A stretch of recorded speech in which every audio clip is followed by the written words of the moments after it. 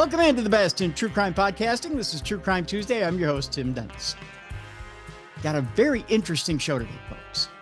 We're going to delve not only into the mind of a serial killer today, but we're also going to take a look at a very interesting world, the world of sex work in Detroit in the 90s and 2000s. It's an interesting world in that it's an antiquated world. It's a world that I guess you could say, you know, in today's world of technology, you don't have much to do with the streets anymore.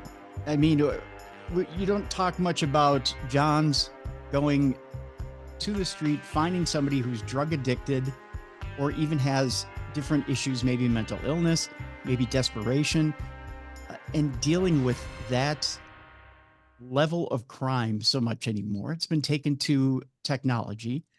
I don't believe things are safer. Don't get me wrong. I'm not advocating anything like that. In fact, we're going to talk with Gerald Cliff, one of the authors of the book today, who's a commanding officer of a violent crime section in Detroit. And we'll ask this question because it's a tough situation to deal with. But we're going to talk about John Eric Armstrong, a person who took advantage of a lot of different women, not only in Detroit, but around the world. I should say people, because it wasn't just men, women, transvestites, a lot of different people around the world in their situations, and tried to blame it on a lot of different things. We'll find out what exactly he tried to blame it on. It's an interesting layered case, but I want to get right into it, and we'll talk about John Eric Armstrong and it's fascinating case. The name of the book, by the way, folks, as I move around this here, is called The Baby Doll Serial Killer, the John Eric Armstrong Homicides.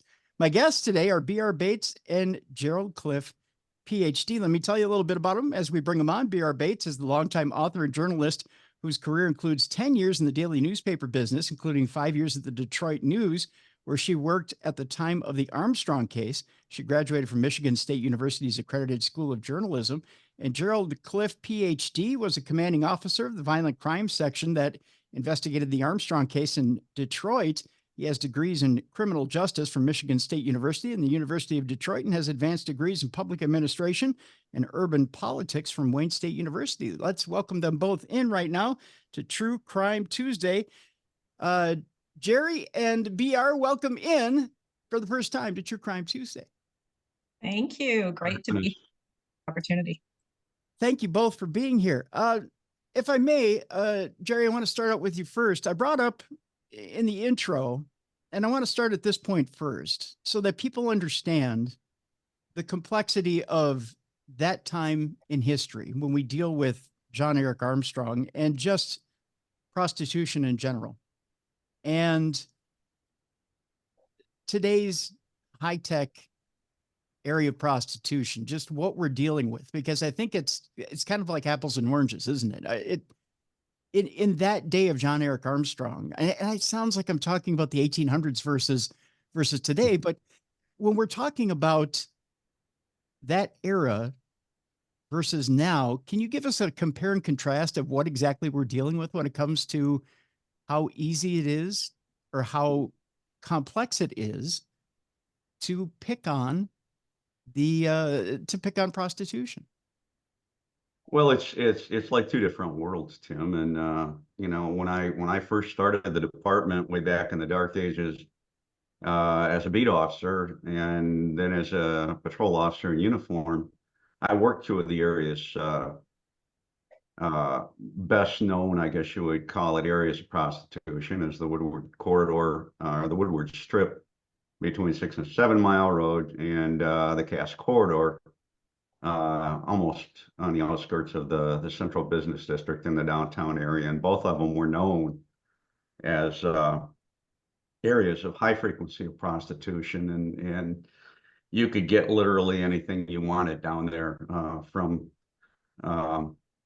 child molesters to suburbanites looking for gratification, I guess you would say. And There were pimps and there were hookers and there were drug dealers and there were holdup men on both in both areas. And they're not the only two areas in the city of Detroit where that proliferated. It was just all over the place in those days. Lately, I really can't characterize it from experience because I've been off the department since 2005, and when I retired after 31 years. And but I have been through both areas, and I look for things the average person driving down the road wouldn't look for, and you don't see the street traffic that you used to see. You don't see the signs of rampant prostitution and sex trafficking that you would normally. And it's very, very likely that because it's become easier to find online and much more covert, the people engaging in that type of sex trafficking are, I am sure, much more comfortable doing it that way than being there in person, taking a risk of being robbed and you know, potentially killed in the process of trying to find a little diversion for the evening, shall we say. You know, it's obviously the internet has proven to be a game changer, like I should say, in terms of the way the sex trafficking industry works. I don't think it's gone down. They call it the you know, prostitution is the world's oldest trade.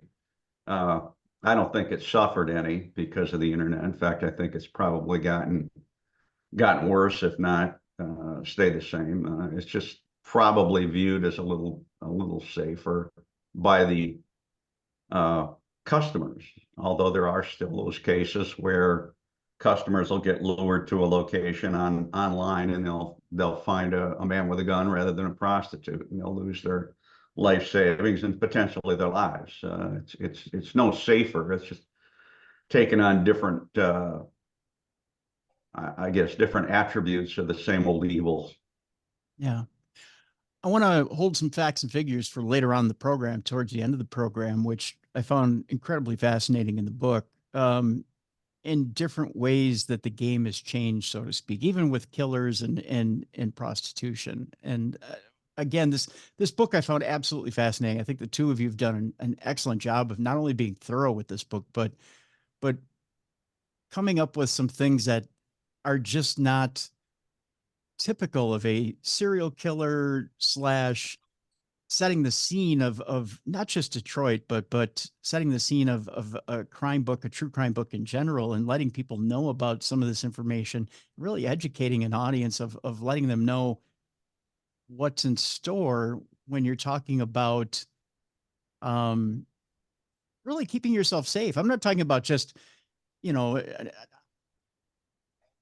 some people think, well, I would never get caught by a serial killer. There's no way. You know, I don't frequent prostitutes, or I don't go into urban areas, or I'm safe in my little suburban area. There's some interesting stuff in this book when even I'm going through it, I go, I look outside my little window here. I sit on my porch and I go, you know what? There's stuff in this book. I go, I see some of my neighbors and I know they could get tagged by a serial killer just by some of the stuff in this book.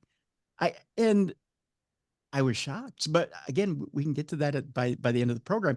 I want to jump in here and BR, I want to bring you in here and talk a little bit about the beginnings of John Eric Armstrong, who is an interesting case study. And, we think there's a simple formula to serial killers.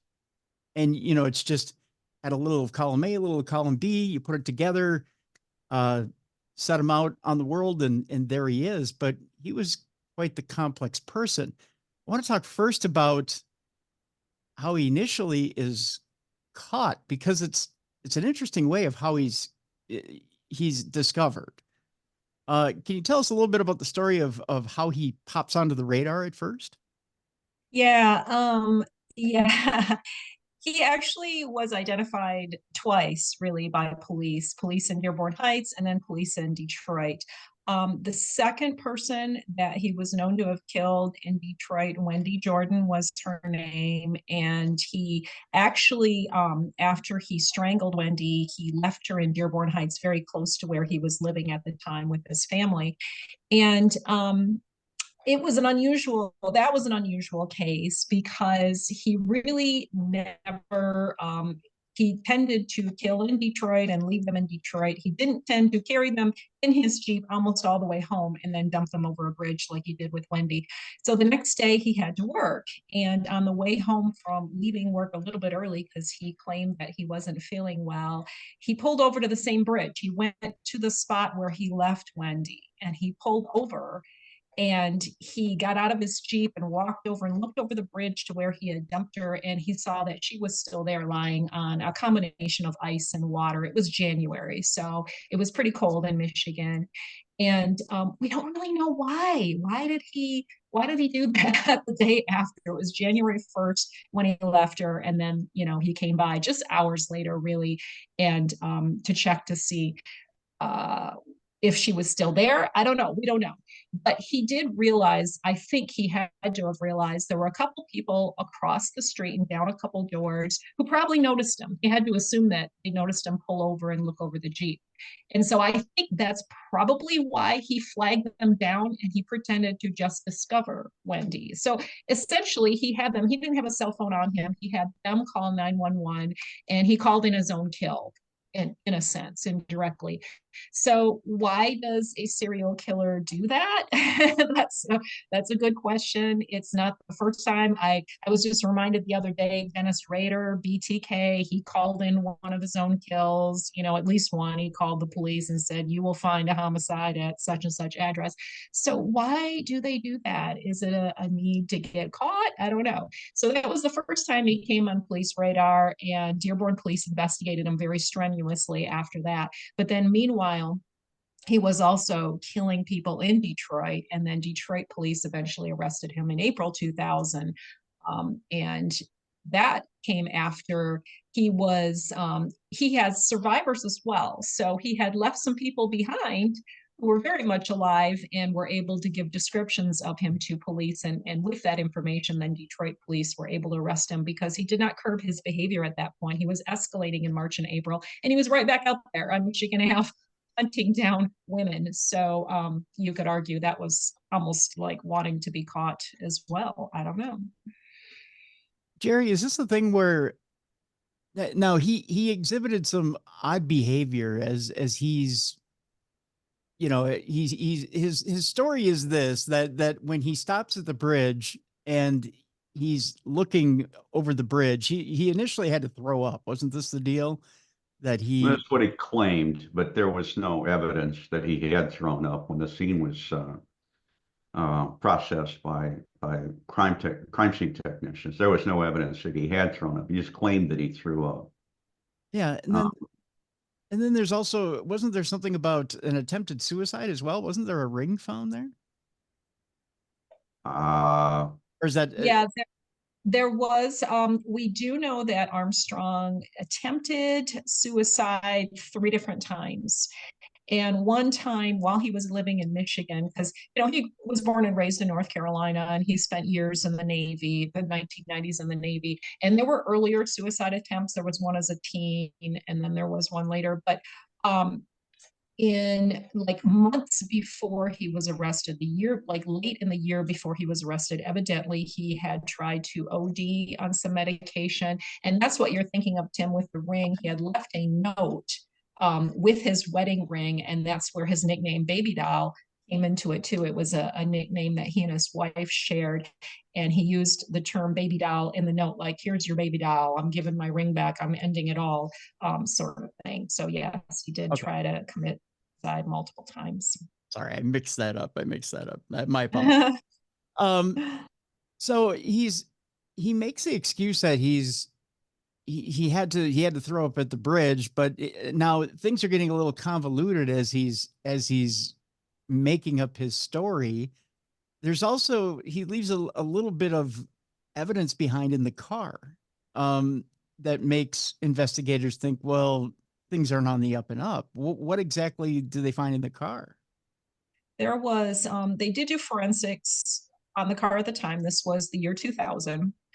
And Wendy, the night that she was killed, had been wearing some gold shoes. They were gold pumps, and they were sort of the metallic type of pumps that like a bridesmaid would wear at a wedding. Like they dye them to match the gown, that sort of that's how they struck the law enforcement anyway at the time. But they already knew from finding Wendy in the river, one of her shoes was nearby. I don't know if the other one was ever found, but they knew it was a gold pump that the gold pumps that she was wearing. And so one of the investigating officers that was taking a look at Armstrong's Jeep at the scene that night thought that he saw like some gold flecks in the car. So there was that. And then also they did like your typical wipes and fingerprinting of the Jeep, and they did find hairs and things like that that were analyzed in the lab.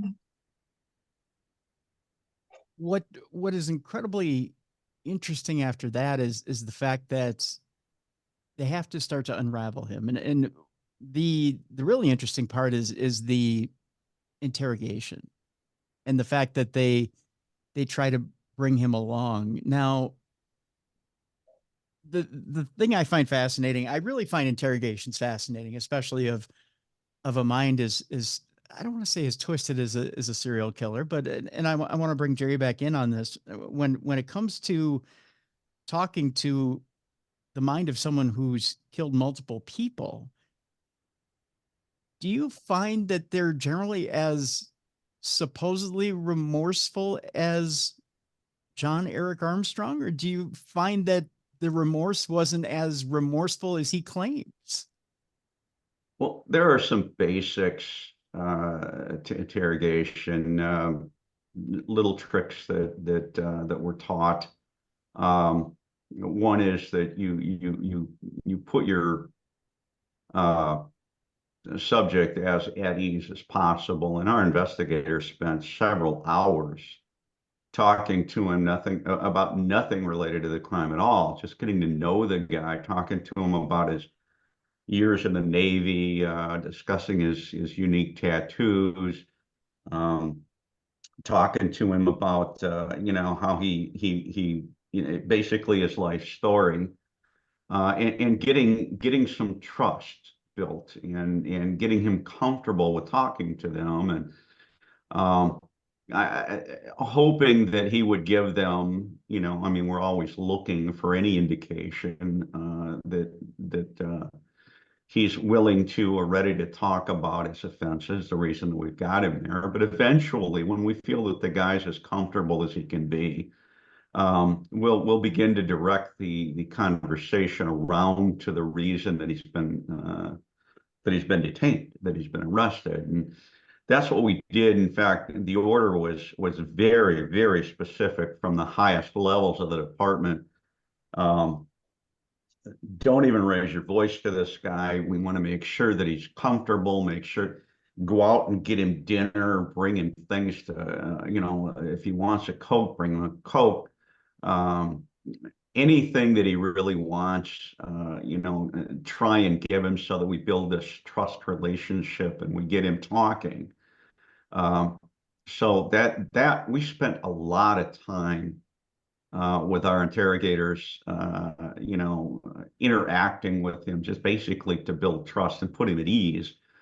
And then what they did was they kind of surprised him with something he just didn't know.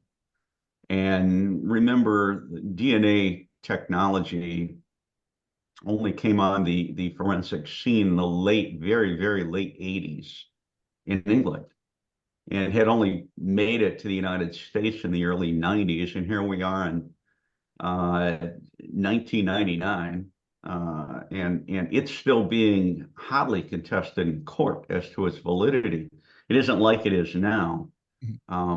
And in those days, we couldn't do a DNA test and get the results back. And what you see on TV, 45 minutes, minus the commercial breaks. Back in those days, getting a DNA test result took weeks, and it cost a lot of money.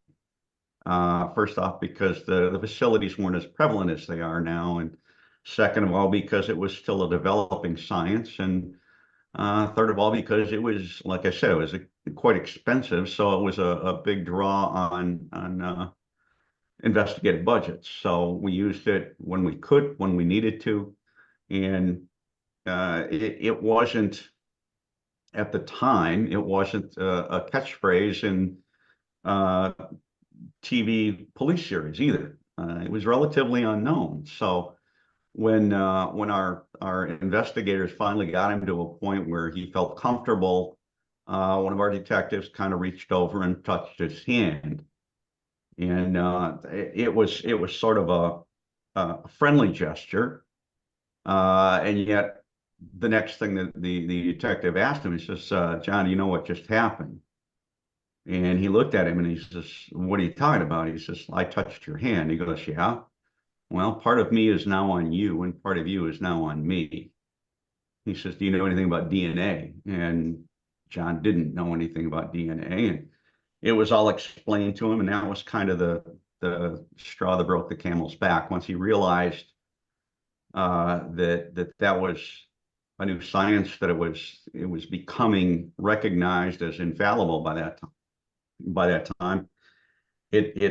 It dawned on him that there was no way out. We had him dead or rights. There was no way he was going to get away with it, because he had been visiting his victims. I don't know how you would like to characterize that, but and leaving DNA that was easily discoverable on all three of the ones that we had. So at that point, he knew there was no escape, and he just began to confess.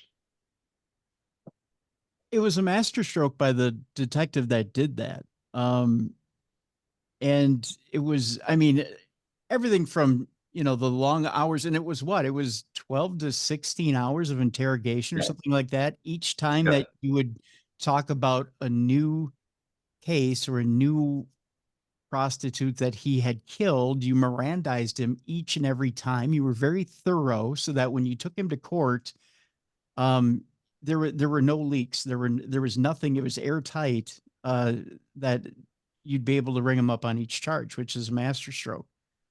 And that was my boss's mandate, that we make absolutely sure that we watch the interrogation, that we make absolutely sure that there was no potential loophole left for an attorney to challenge. The only thing that could challenge our technique on our investigation on would have been the viability or admissibility of DNA evidence, which at that time was becoming more accepted in courts. But like I said, it took a long time to process. It took a long time to get the results on. And a lot of people didn't know about it, but the courts were just beginning to accept it. But yet defense attorneys were still willing to challenge it. Yeah. Yeah. I, and we'll get to the court proceedings here on the second half of the program. But the fact of the matter is you've got, well, he went by Eric. He went by his middle name at that point. But you've got Eric sitting there, and he's spewing at this point. And I have to ask you this, Jerry. At this point, the shock has to be amazing that he's just going and going and going, and he's admitting to not one, not two, but multiple prostitutes, multiple crimes. And I mean, what are the thoughts here? What are the feelings? What's going through investigators' heads at this point? Well, like you said, this was like 12 to 15 hours or so into the interrogation process, the interview process, and he began to confess. And when he began to confess to crimes in other countries, other states as well as other countries, we realized we had a bigger problem, or a bigger project, I guess you would say. It wasn't a problem on our hands than we ever anticipated. We thought we had a guy that murdered 3, 4, maybe 5 women in the Detroit metropolitan area. Dearborn is right exactly on our western border. So it was almost the same city. And we worked very closely with Dearborn Heights on their one case. Once we realized that they were tied together, we brought their detective in. But in order to understand kind of what's going on, a little background behind the Violent Crime Task Force. It's a multi-agency task force. It was at the time it was housed in Detroit Police Headquarters, but we had FBI agents, we had state police detectives, we had Wayne County Sheriff detectives, and they all worked side by side. We even had an IRS agent. I think we had a state attorney general's investigator, all assigned into the same office space, was all working the same cases. And so we had basically a borderless law enforcement organization operating out of Detroit Police Headquarters. And when he started confessing to a murder that he did in Norfolk, Virginia, when he was discharged from the Navy, we didn't see that as a big issue to us or a big challenge because we had the facilities to follow up on it. But when he started talking about some of the foreign ports that that the Nimitz put into, which was his ship, we realized we had an even bigger issue. One of the things we didn't have on our task force was, say, for example, an NCIS agent, which we ultimately got once we realized that we had to investigate the maneuverings and the locations of a warship, which typically isn't published in the newspapers. We realized we needed even more resources than we had, but we got them simply by asking and through our connections with the FBI. And then we realized that there were murders that he was confessing to that had happened in foreign countries. So then we had to partner with the State Department in order to get contact with law enforcement agencies in these various foreign countries where he claimed he had murdered women. So that was kind of what made the case so interesting to me, and part of the reason that I kept the files for 20 years, walking around looking for somebody to write with. It's incredibly interesting. Not only interesting, but what a mess. I mean, what a tangled web. To try and undo all that. Well, it sounds complex, but when you took it a step at a time, the parts kind of fell together. What surprised me, and I think pretty much everyone else, we assigned the NCIS agent into the same office space that I had. I shared an office with the FBI supervisor from the task force, and we pulled up a desk and gave him a computer and said, "Go to work and keep us informed." And he did, and he was the one that got us the information on the Nimitz, all of its ports that it had visited during Armstrong's naval career and all of his liberty dates and shore visits and whatnot. And we just followed the logic of the case. We knew where we had to go. We knew we just had to figure out how to get there. And like I said, we already had federal agents working within the agency, so they did the phone calls to the State Department and told them that we had an ongoing homicide investigation with a serial killer, and we needed contact with Taiwanese police or whatever agency might have been involved, if in whatever jurisdiction he happened to have admitted to having murdered. To the surprise of almost everybody in the task force and everybody involved in the case, is that most of these foreign countries didn't really seem to care too much. The comment was made, is almost like they see it eliminating prostitutes as a public service. And that seemed to be, to us, the way they were taking the news, that, we had a guy that was murdering prostitutes in their jurisdiction. We all just kind of looked at each other and shook our heads and went, "Oh, well, we got him for ours. That's all we care about." So, wow. Well, I tell you what, let's take our break here. When we come back, I want to talk about John Eric Armstrong and his motivations for killing. We talk about the psychology of a killer, what motivates them to go out and do this. when it came to actually sitting down and asking this man why, he had multiple reasons, and they're bizarre. Um, as your forces sat down, Jerry, and started to ask him, everything from why he did this when he was overseas to why he did it even in Detroit. There were multiple reasons, and none of them seemed to make sense. But then there was a clinical reason as well. And when we come back, we'll talk to our guests, brbates and Gerald Cliff, as to why John Eric Armstrong even came up with this to begin with. He had a reason in court. He had a reason why when he talked to police, and then he had just his reasons. Yet I think there's just one reason in general why he did this. And then later on in the program, we'll tell you why, even in this day and age of technology, you're still in danger of being taken by a serial killer. You're still not safe. It's still happening, folks. And there's new ways of being taken by a serial killer, even in this day and age of technology. The book is The Baby Doll Serial Killer, the John Eric Armstrong Homicides. It's a brilliant book. Murders in the Motor City, Book 1 is the full title.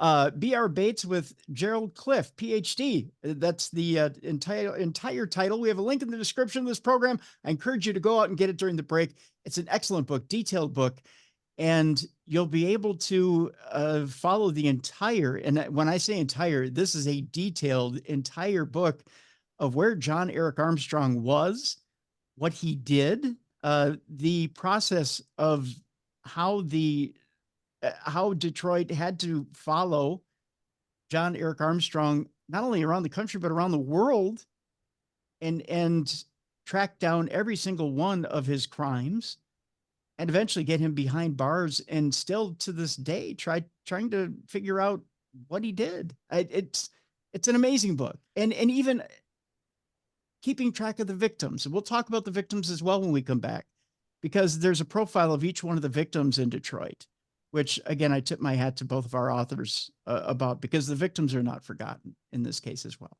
So when we come back, more with brbates and Gerald Cliff right here on the best in true crime podcasting. This is True Crime Tuesday.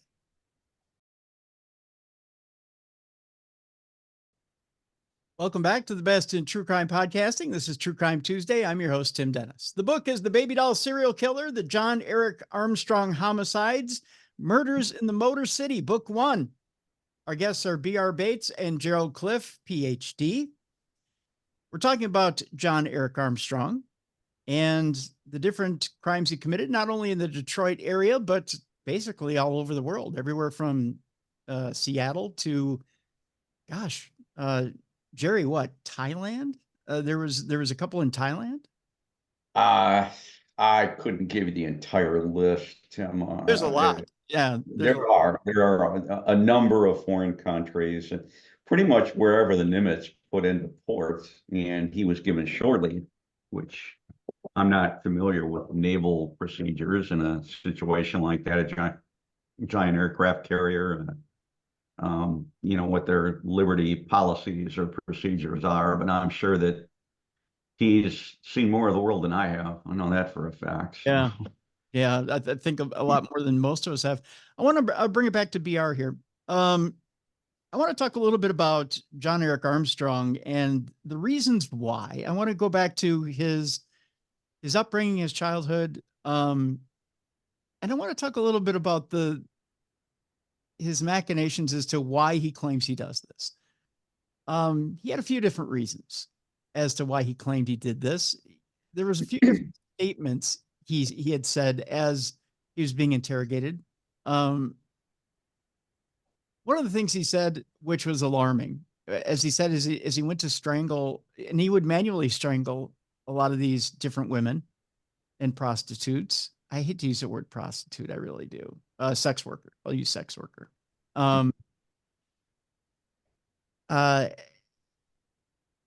He said he would see his father's face before he would kind of black out and go to strangle these women. Can you kind of take it from here and explain a little bit about what was going on with John Eric Armstrong? And yeah, what triggered him to start committing Yeah, these murders? as you said, he did make some claims. After he was arrested, he claimed that his biological father, who left the family when he was very young, like about 5 years old, he made the claim after he was arrested that his biological father had abused him as a child. I talked to someone else in his family, a half brother who was born years later to his biological father, and said, no, there's no way that ever happened. That never happened. He was just saying that after he was arrested. So, yeah, he did make the claim on at least one of his confessions that as he was strangling the person, he saw the face of his father and just this intense rage and all of that. So, I don't know. I mean, you could kind of argue that was just thrown in there because he needed some kind of distraction or something. And then he also claimed that he hated prostitutes, and in fact, he had 5 survivors in Detroit. We know that he killed 5 people, but he also attacked 5 others who survived, so he had at least 10 people he assaulted in Detroit. And I want to say 4, at least 3, but 4 out of those 5 survivors, I believe, did say that as he was trying to choke them, he said, I hate prostitutes. I hate prostitutes, just this intense rage about prostitutes. So, and he even made allusions to that in his confessions that he hated prostitutes. So why did he hate prostitutes? Well, I guess he had to give a reason for that. So he claimed, and this made it into the local news media at the time because it was just kind of a very strange thing to say. He claimed that when he was in high school, he had a girlfriend who left him for someone else because he wouldn't buy her things and this other person would buy her things, and he saw that as prostituting herself. So I don't know. That's a different sort of thing to say. So he threw that out there too, and it really was picked up by the news media, as I said. Do either of those things make sense, or do they play into the real motive of why he chose to take human life? I don't think so personally, No. but I guess to the reader to decide. Now, there's a medical issue that comes in here. It turns out that he had sought out, I don't want to say therapy, but he was being seen by a therapist or a psychologist. Right? Yes, after the suicide note and the attempt to OD a few months, I believe that was in November '99. He was seeing a therapist, and he actually had a note that he carried with him that said that to the effect, signed by the therapist and all of that. So there was concern for his mental health. Of course, someone writes a suicide note and attempts to OD, there's going to be question around their mental health. So there was that factor, months leading up to his arrest. What was the name of the syndrome? It was something rage syndrome, which I had never heard of before. Yeah, and it is a thing. It is a psychological diagnosis. And now that you say that, it deals with, and I can't give you the acronym right. Exactly, because I had not heard of it before investigating this case, either. but it is an actual condition where the person feels such intense rage that they're out of control, and it might only be a second or two, it might be a minute, and then afterward there's this relief, like, oh, they feel better, they've had that release. And it comes in varying degrees. There are people who have it a little more mildly than others, but in the case of Armstrong, he was diagnosed with that condition by a psychiatrist, in the months between his arrest and his trial, his first trial. So whether or not he actually had that condition, he did claim intense rage, and he claimed to black out too. He claimed to black out without memory of the actual act of killing. Like he would say in his confession, well, I put my arms around her and then pretty soon I woke up and she was outside the Jeep and I was heading home. So blackouts can be a part of this syndrome also.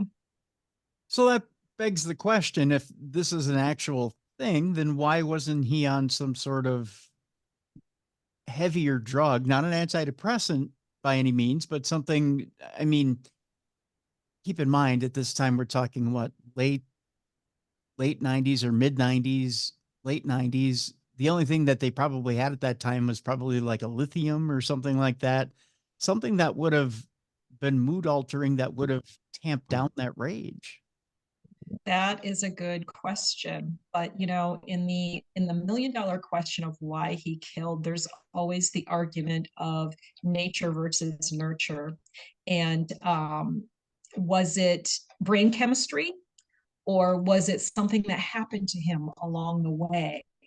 What really was the back of this? So yeah, I mean, drugs could possibly help if he had the prescription for the right thing that controlled that anger issue. But was it really even the anger issue? I don't know. There's just so many questions. Now, to balance this out, there's an interesting story in the book about a coworker of his. He worked at Target, okay, which I find a little alarming because I shop at Target.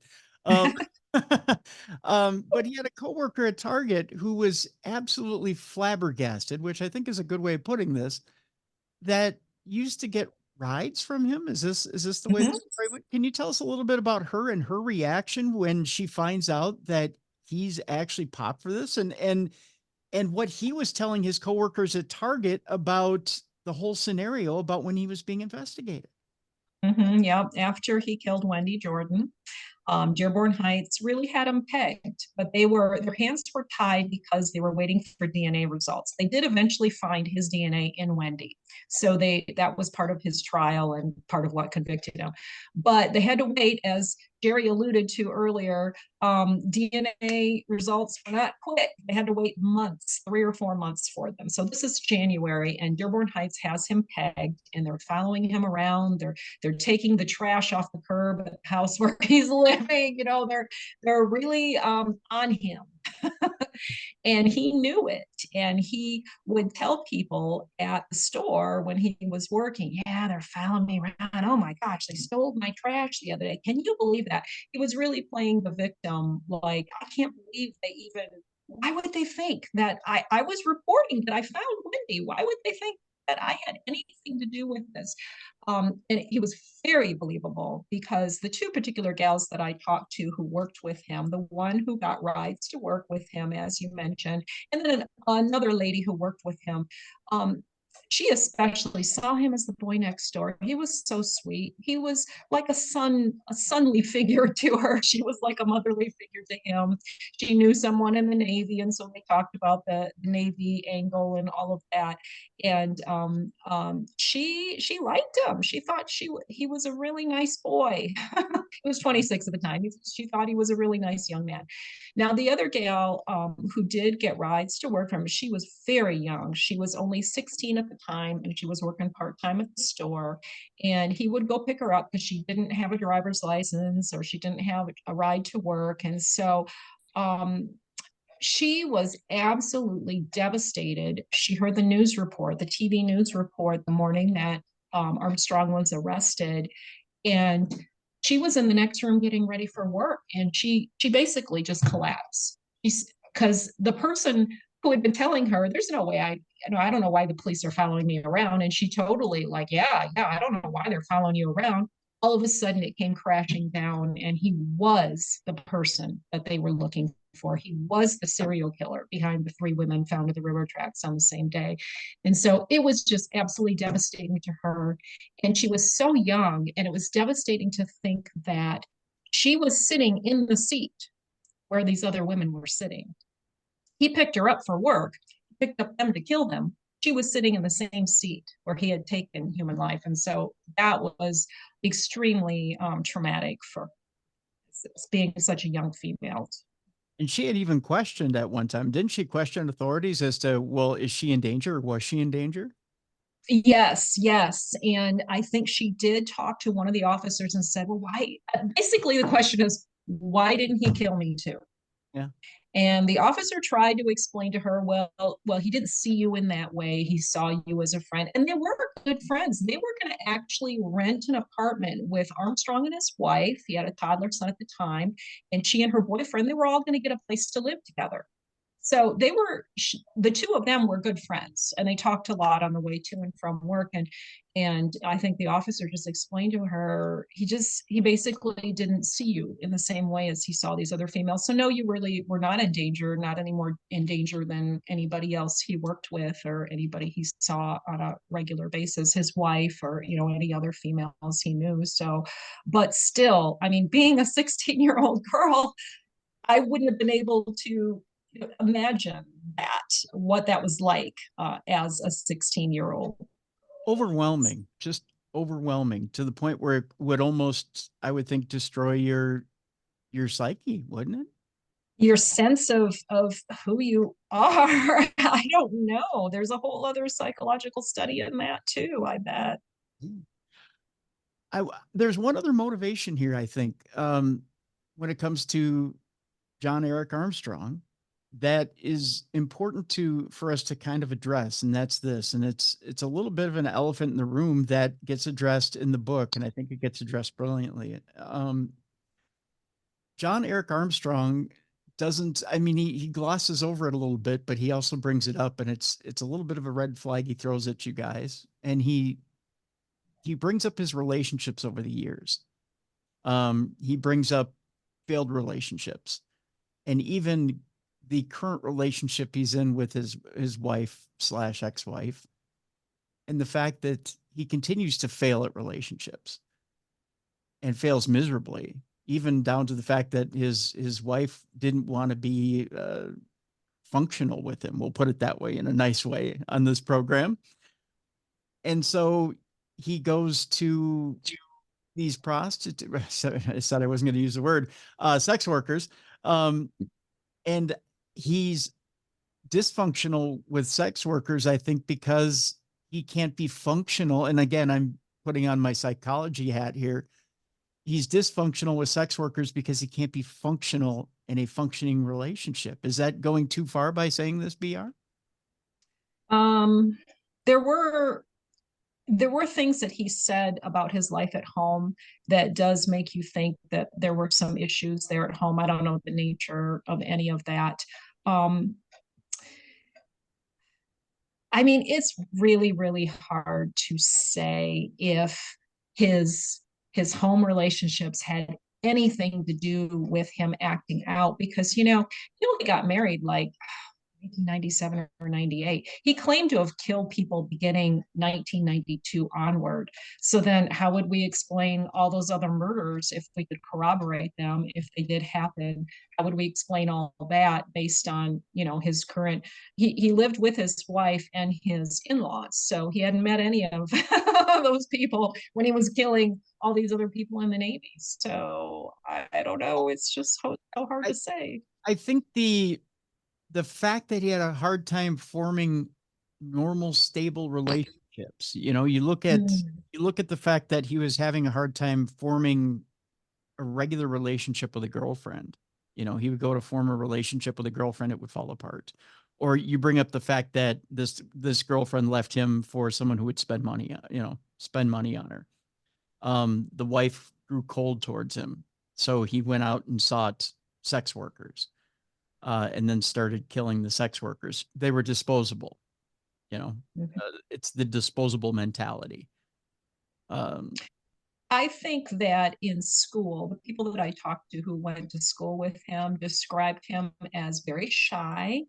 And I think there was a certain amount of awkwardness there. And even in the Navy as an adult, when he served in the Navy, he was described by at least one of his shipmates on the Nimitz as being big but soft, just real soft. Mm-hmm. And so did he really have a lot of skill in relating to other people? Maybe not, based on what I've heard. I hope you cannot hear my cat behind me. He's trying to crash the party.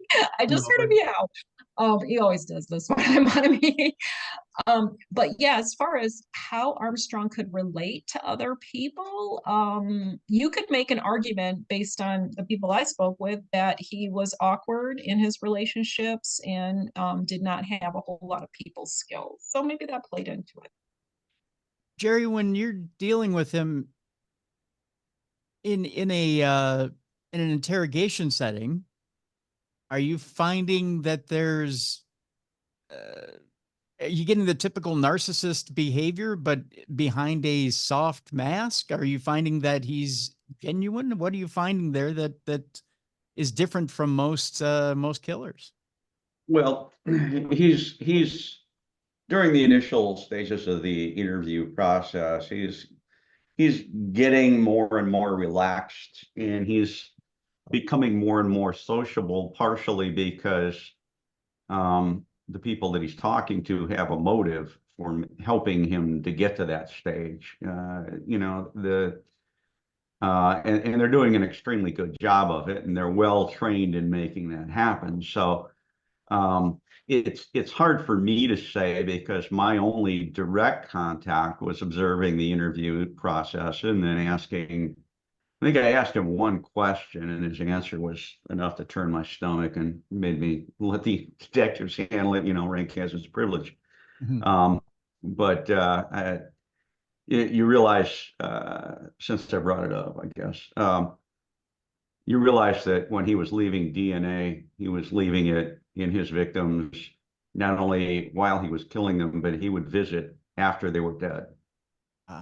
Okay. And the one thing that I found curious is, and I asked him straight up, what made you decide when it was time to get another victim, or was it just happenstance or the availability of another victim, or what was the deal? And he says, well, no, he says, usually I knew it was time because I couldn't get in the house without my wife smelling the odor of the decomposing body on my clothing, so I had to get a new one. And what he would do is he would just throw the bodies into a culvert, basically, where we found them, and grab another victim and take her to his kill site, I guess you would call it. These guys, I think if you read enough about serial killing and the mentality that goes into it, they have a psychopathic mentality. They're very manipulative. They're really good at putting people at ease and separating themselves from their mental issue that causes them to be serial killers. One of the things, and I'm not, I know there's a picture in the book from what we called the perp walk, when we had to walk him from police headquarters to recorder's court for his trial, and typically that's when the media likes to take pictures, and everybody knew that, including him. He had asked us if he could have a stuffed teddy bear to carry with him to court, kind of as a psychological crutch, I guess you would call it. My boss hit the roof. He said, absolutely not. All he's doing is he's manipulating the press so that he can plead insanity. And that's exactly what he was doing.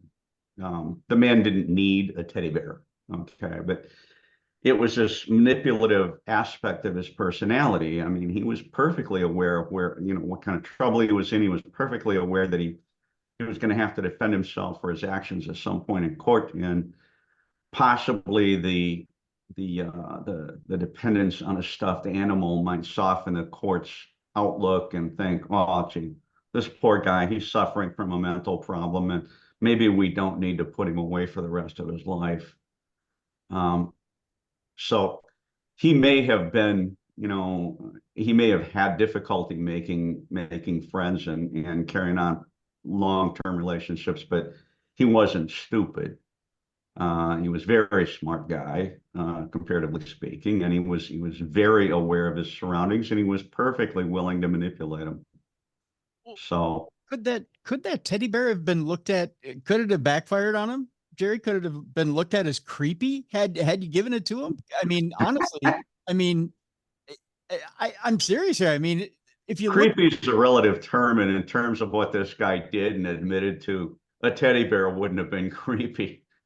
A teddy bear would just have been what it was, just a bald-faced attempt to make the jury and the judge think maybe he's a little bit more of a victim of uncontrollable circumstances than the premeditated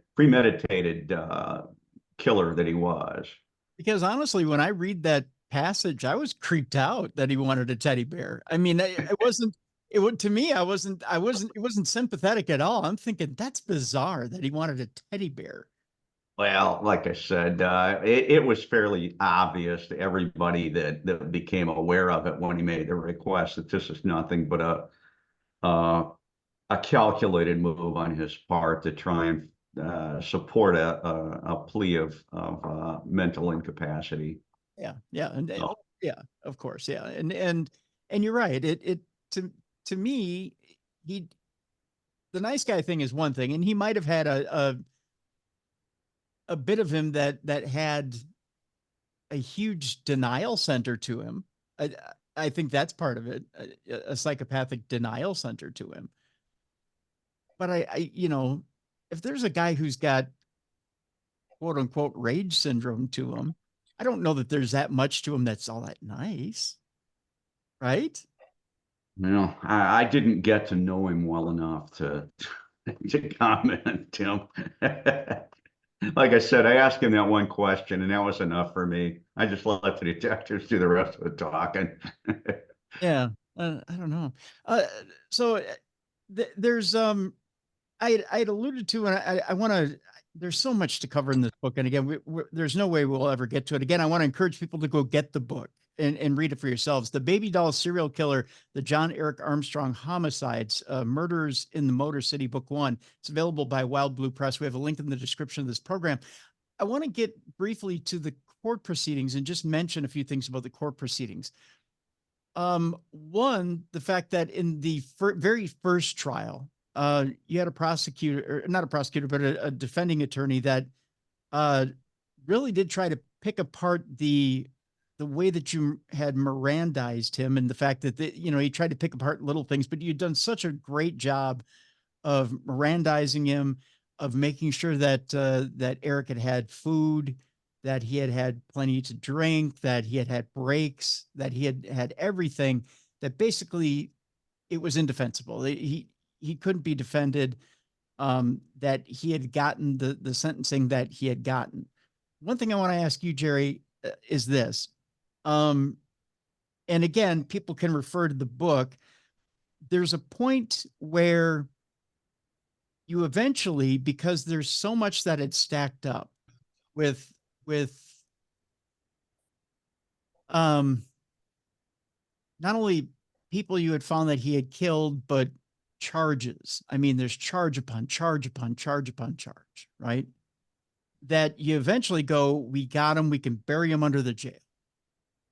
I mean, there's just a point where you go, well, it's either we get information and we get, we find out what exactly happened with these people, and you can only list you can only get so many years in jail before you can plea out and figure out what happened. Where was the line here? Where was the line where eventually the district attorney can say, okay, we can throw a plea deal here for the rest? And at what point do you go to families and say, you know what, your case is the one we're going to plea at? And when does that become acceptable? I don't believe that we had a situation where he was offered a plea bargain on any of our local cases. The killing that he admitted to in Norfolk, Virginia, when he was discharged from the Navy, we had him on that. The Virginia authorities were approached about taking him there and trying him for that, and we were basically turned down unofficially, okay, because they had the death penalty, and they were aware that he would have 20 years of taxpayer financed appeals and whatnot before they finally were able to put him away. And they just said, you know what, you guys got him. He's not going anywhere. We're comfortable with you keeping him. I don't think that there was ever a time when any of our prosecutors contemplated giving him a plea deal to a lesser included offense for a reduced sentence. I mean, they had him dead to rights. We had him on every single one of the homicides in Michigan, and he had confessed to them. There was no reason to deal with him.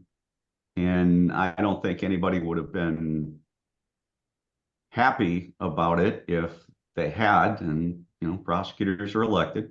And that's, I don't think there was much talk at all about plea deals. With that being said, I think I want to leave the rest of this book for people to go read, because there's a lot here. The one thing I feel bad about is not naming, and BR, I want to bring you in to do this. I want to talk a little bit about some of the victims, or the 5 victims in Detroit. Can you tell us just briefly the names of the women in Detroit that were murdered, and a little bit about them quickly? Yeah, Monica Johnson was the first person we know Armstrong killed in Detroit. That was in December 1999. She was in her 30s. She had some kids. We don't know what took her out to the street. May have been addiction, like a lot of the other females. We just don't know. I did get a chance to speak with a sibling of hers about Monica, and she was very, very loved. So there's that. And then Wendy Jordan, as I mentioned, was the second victim. That was New Year's in 2000. And Wendy had sisters who really, really advocated for her death. They showed up to trial every day of that first trial of Armstrong, and they were very, very supportive and very strong in their message that, this was not Wendy's life. Wendy's life was not on the street. Wendy's life was in all these other places with her family and doing regular jobs over the years. So that was very moving about Wendy. Wendy was the oldest of the 5 victims. She was going to be turning 40 that year. So third was Rosemary Felt. She was the first person that Armstrong took to the railroad tracks at Military and John Cronk, where he eventually left 3 of his victims, the next 3. And Rose had a brother named Scott that I spoke to for the book. Again, very loved, all these women, and Rose was in her 30s too. All these women had had all this life, these normal lives, that they're a stereotype. They get to be a name in a newspaper or on a news report, and the stereotype, everything that goes with living on the street and working in the sex trade. And so, but Rose was a sister and a daughter and a mom. I got to speak with Rose's daughter as well. So I really appreciated that. It was hard to get to those victim family members, really hard. But once I did, it was just really such a worthwhile experience to hear what that person was all about. So there was Rose, and then Kelly Jean Hood, again, a wife, a mom, so missed by her children, had this whole life beyond what the addiction did to her. And the family members that I spoke to would tell you that it was the addiction. It was all the addiction. And I don't think, I will just say as a brief side note, that I don't think nearly enough is done in this country to battle addiction. Addiction is so much more prevalent than what we realize. Yeah. So, and then finally, Nicole Young, who also went by Robin Brown. She was from Chicago. She wasn't out on the street very long. She was very, very young, only like 16. She gave a wrong age. She had been on police radar a couple times, been arrested a couple times, but she added a couple years to her age to try to be older. But she was a very young teenager and had come from out of town and wasn't out there very long before she encountered Armstrong. So she was the last person that he killed in Detroit, and possibly not the last person he attacked, though. But she was the one who was most visible on the railroad tracks that day when the person aboard the Conrail train saw what he thought was a body and realized that he was right. So Nicole was the first one discovered that day in April 2000 on the road. Okay. And we had mentioned before the break that there, even though we're off the streets so much now and back to technology, there are other ways in which you can got by a serial killer. in the book, there's an interesting fact that you had put in there, BR, and that's this, that only 0.3% of sex workers, or I'm sorry, what is it? 0.3% of the population are sex workers. That's, I think, is what the factoid was in the book, if I remember right. Could be. It sounds familiar. That's what it was. Don't quote me. I'm trying to quote the book. I may not be quoting it correct. That's okay. But the more interesting fact in this was this, that you're in danger now of simply walking or jogging out in your neighborhood and being abducted and killed by a serial killer than you are just being out there as a sex worker and being killed, just jogging in your neighborhood. And I sit, you know, it used to be hitchhiking back in the 70s, right? Don't go out and hitchhike, and because you could be picked up and killed. And then it was, well, if, you know, it was prostitution. If you're out there working on the street, there's a good chance you could be out there and be killed. What was it? 200%? There was the figure of 200% in the book, and I don't remember what the figure of 200% was. But that number stuck in my head for one reason or another. I just get random figures caught in my head, and I don't remember how it gets in there, BR. But then today, and in today's society, we're focused on staying healthy, right? So in my neighborhood, as I sit out on my front porch, me and my little trained chipmunks that I have 4 of them that I name and I feed. We sit out and we watch everybody in my neighborhood walking and jogging and, you know, we watch the world pass by, right? And there's people out running and walking and jogging and doing their thing. I have a lot of dusk joggers and nighttime joggers and things like that. And I think to myself, yeah. Yeah. Too. World. Yeah, it's a different world, because I remember being a kid and I could be gone all day on my bike and my mom had no idea. You know, it's like, oh, is she not in the house? Okay, whatever. You know, but now it's like we're very, very conscious of that. Kids can't disappear all day on their bike. So we are living, I guess, in a more dangerous world. But if it helps, it is getting harder and harder with modern technology for a potential serial killer to take a second life. It's really getting hard because, for one thing, everything's on video nowadays. You're getting it captured on video when you go outside your house. So there's that we have so much documented nowadays. The DNA technology, the forensic technology has advanced so much. When you know, Gerald's kindred investigate a crime scene, it's really hard to not pick up something that's going to help them, you know, some clues in the case. So I think the number of serial killers, the rate of them, the numbers have gone down in more recent decades, thankfully.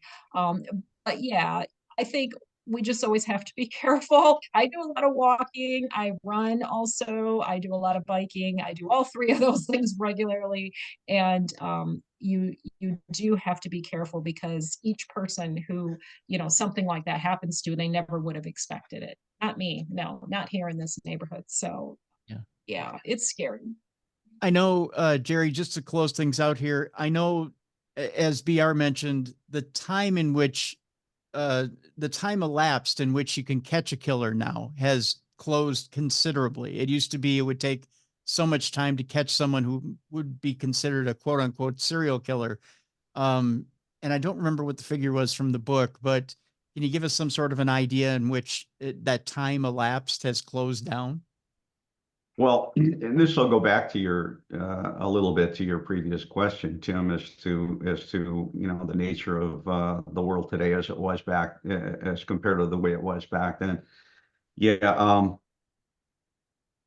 the definition of a serial killer is someone who has murdered 3 people. That's the magic number, is 3, and it's gotten easier with DNA analysis to catch them before they kill that many. Doesn't necessarily mean that whatever causes serial killers to exist has decreased any. Just means that we're catching them quicker before they can be classified as a serial killer. With DNA back then, we needed bodily fluid. Now all you need is, there's a thing called touch DNA. If we find a gun, if it's been handled, we don't have to worry as much about.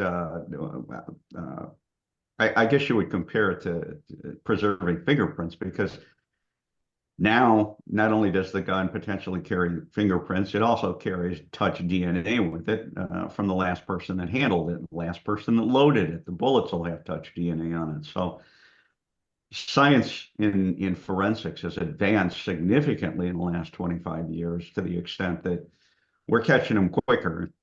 That case in particular, it took us, I think we calculated 41 hours from the time that we discovered the body dump until the time we had Mr. Armstrong in handcuffs. We had help. We had the forensic psychology unit of the FBI working with us and advising us. In fact, they gave us the key piece of advice that actually helped us break the case. They told us, they said, you're concentrating on his successes. Concentrate on his failures. As many people as he's killed, he's likely as to have a couple out there that he failed to kill. Go look for someone who's been assaulted by or in the same way, but yet got away, and in the same area. So that's what we did, and that's where we found our witnesses. That's where we got the people that gave us physical descriptions of the car and the perpetrator, and that's how we were able to crack the case in 41 hours and get him in handcuffs. Like Billy Ray said, there's not just DNA. There's a proliferation of video cameras pretty much everywhere. Everybody's carrying a smartphone.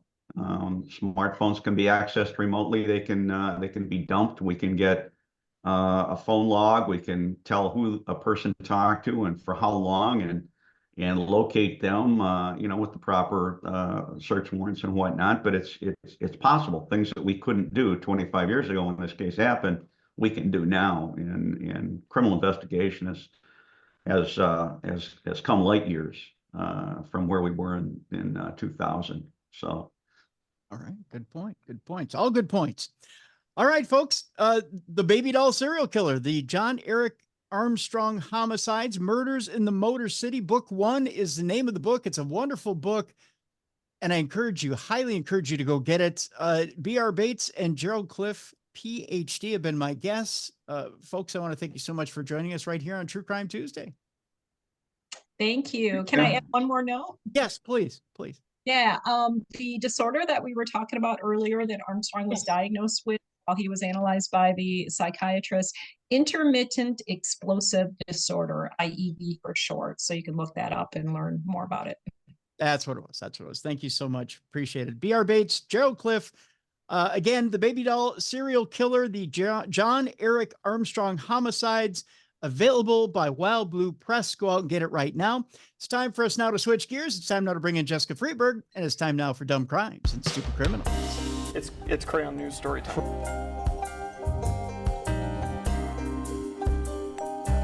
What happened with this dude, Christ Bearer? I heard he cut his penis off and then jumped off a balcony. Suspect pulls gun from butt, shoots twice at Denver police. What is your emergency? I need help. And what's the problem? I'm too high. You're too high? Yeah.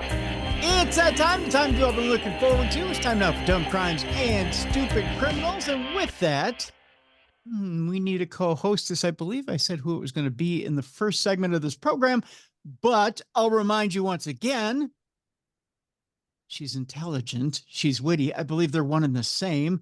I have to check my thesaurus. I have one somewhere back in this mess back here somewhere. She's funny. She's quite literate. She has 2 books that are out there right now. I encourage you to go to the link in the description of this program and get one or the other or both. I believe you should get both. They're both pretty darn good, along with her partner, Natalie Fowler. They make quite the team.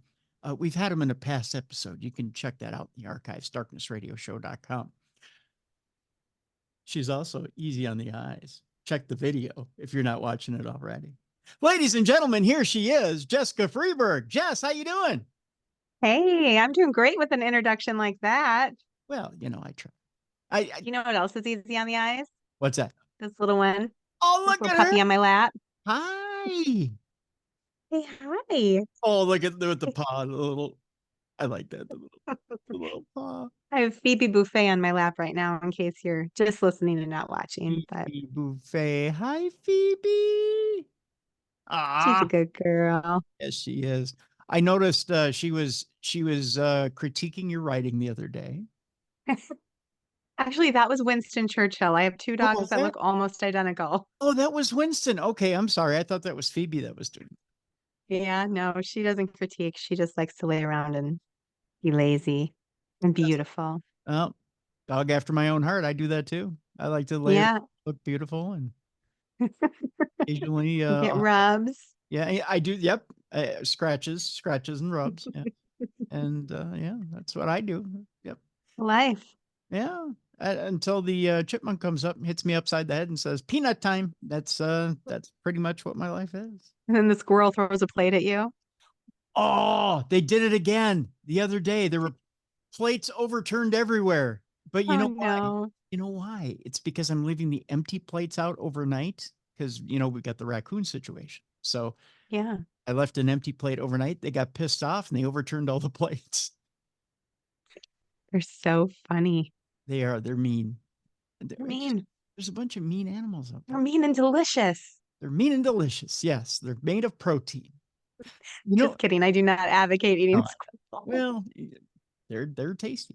You know who else is also a bully? I found out Ew. Blue Jays. They are? They're bullies. They're so cute though. They are, but and they're quite. They start out nice. When I found out they love peanuts as well. Blue Jays do, because I've got this bush right next to the people. I bet you do. You need to trim that thing. You know what I'm saying? I'm just kidding. But right next to the porch, I've got like this little. There's this little cup on top of the bush, and I put peanuts up there. Well, that's where the chipmunks are used to climbing up there and getting a peanut out of there. But they've been overrun by the Blue Jays because the Blue Jays like to fly down and get a peanut out of the cup. There's a war on now, Jess, between the Blue Jays gosh. and the chipmunks. It is like it's like the North versus the South. I know, right? So here's what happened the other day. So Indy comes out and he looks at me and he's like, "I'm going up into that bush and I'm going to go get a peanut." So he runs up the up the main trunk of the bush. Yeah. He goes up to get a peanut and he gets up there and he kind of looks at me like, "Look, I'm going to get a peanut." And he goes to grab a peanut and down flies a Blue Jay. And the two of them meet eyes like, "What are you doing up here?" Well, the Blue Jay looked at him like, "This is my bush." And Indy looks at him like, "This is my bush." It's on. And the Blue Jay took two, like he kind of like gave him the head bob, the head fake, like, "You better get out of my bush." And Indy's like, "I don't like your sharp beak. I'm getting out of this bush." So, and Indy's pretty brave. He's not his daddy, Logan. Logan would have put his head down and knocked the Blue Jay out of the bush. He was pretty brave. Yeah. But Indy's no Logan. So he was just like, "Yeah, I'm getting out of the bush. I'm not getting impaled by that thing." So Smart boy. yeah, so he gave up. But yeah, but they're bullies. Yeah. Well, they're hungry. And not only that, but I put a video up. You can see it on the video page of darknessradioshow.com. They also swoop down onto the lawn. I put peanuts on the lawn for Spud, because Spud has a little spot right near the drain pipe where she likes to survey the neighborhood. She likes to keep watch over the neighborhood. She likes to sit there like a little gangster, right? And just hold down the neighborhood, right? Yeah. Well, I put some peanuts down on the lawn so she's got a little snack, right? So she can just sit there, much like you said, she just lay there and be lazy, right? So she likes to sit there and be lazy and eat peanuts, and like she likes to watch the kids come home from school and stuff like that on the bus, and she has a routine. Well, the Blue Jays will swoop down on the lawn and take one from her right in front of her. How rude. Yeah, well, they did that the other day. And when they did that, she turned around and looked at me and she started to complain. Like, "Hey, what are you going to do? Go get him." Like, take care of this. And I actually captured it on video. She complained, actually. I made a 16-second short out of it. She actually complained for 5 minutes. Oh my gosh. She chirped at me for 5 minutes, Jess. So funny. I didn't know. I wish I could have understood everything she was saying. There was probably a lot of swearing and chipmunk. Yeah. I was going to say, I think she delivered her message loud and clear. Oh, yes. She told me. She told me where, pardon my language, where the bear shits in the buckwheat. I think I got the message. Yeah. But Yeah. she was not happy that this blue jay swooped down and took her peanuts. She was not, but she wasn't going to fight them because they got, Critters are so funny. yeah. But I was just like, well, you know, as much as you don't want that sharp beak, I don't want it either. So, No doubt. yeah. So, you know, that's you and me both, kid, aren't going to fight that thing. So, you know, so, yeah. Well, with that, we got a pretty busy Dumb Crime Stupid Criminals today. By the time we're done with today's show here, Jess, you will know the phrase mollywop by a mop. Wow. I'm going to use it every day. Yeah, well, it's kind of a nice little alliteration. Mollywop by a mop. Sounds like something you would pull from the 20s. By the way, before we get into this thing, we got a little giveaway, a little surprise for people that we should tell them about, right? Yes. Right. So why don't we do that before we get in? But let me finish a little promo here, and then we'll tell them about the giveaway. Okay. Also, in today's show, we'll tell you why an ice cream sandwich can be dangerous. Dangerous to the point of arrest. I'm intrigued. There you go. Also, why a wheel of cheese could be worth $400,000 and arrest worthy. That came from, I believe, might have been Tony, I think, sent that in today. Florida man's on the docket, of course. Spaghetti a la battery charge. We'll tell you about that. That's coming up. And of course, we've got our not safe for work stories. They're on the docket today. Okay, so we told you we have a giveaway for you. We got a little Halloween treat for you. It's our way of celebrating the holiday. Of course, it's our favorite holiday here on Darkness Radio and True Crime Tuesday, of course. So, Jess, you have a little surprise. Yes, I have a surprise. I was thinking it would be a lot of fun to just share an opportunity with our listeners to win a chance to come to the Palmer House with you and I in November. So I wanted to offer a giveaway to our listeners. We have that one room remaining open, so you would have to pay for your room for the weekend, but I would love to gift you with a ticket to join us if you're able to come that weekend. So we'll just draw one person. I think what we'll do is we'll just say, you get a ticket, and if you want to bring a friend, you get 2 free tickets. I'm fine with that. So Really? yeah, why not? There's only one bed in the room, so make sure if you're bringing a friend, it's someone that you don't mind sleeping with. Wow. Okay. Hey, salacious. No, I'm just kidding. So someone you don't mind sharing a bed with. Okay. Yes. There you go. Not in that way, but something you don't mind cuddling with. Or getting a rollaway with. I'm sure they have a rollaway or yeah, they do have rollaways. There you go. But wow, so that's pretty generous. So 2 tickets for the Palmer, and that's November 14th through the 17th. I remembered. Yes. Yes. Yep. November 14th through the 17th. I better remember, otherwise I'm going to miss the date. You better be there. I better be there. So myself and Jess and Ghost Stories Inc. up there at the Palmer House Hotel in Sauk Center. And we're going to have a wonderful time up there. Of course, we'll be doing some ghost hunting. There's some other stuff on the docket as well. Jess has got lots of stuff. And by the way, we have a link in the description of this program, so you can check out everything that's in store there. And it's a 1920s theme. So make sure that you bring either your zoot suit or your flapper dress or something to get into the spirit of things, right? Yes, I tried mine on too, and it fits. I'm good. There you go. See, look at that. So, Again, you do have to pay for that room, but you get 2 free tickets for the event. That now, Yeah. again, this is only one winner for this. And this is how you're going to register and win. You're going to email Jessica at jessicafreeburg.com. Now, when you email her, you're going to leave your name, your address, your phone number, and the phrase that pays, which is, I want a ghost hunt with Jess and Tim. All right. You got to do it in that order. I don't want your emails. Don't send them to me. All right.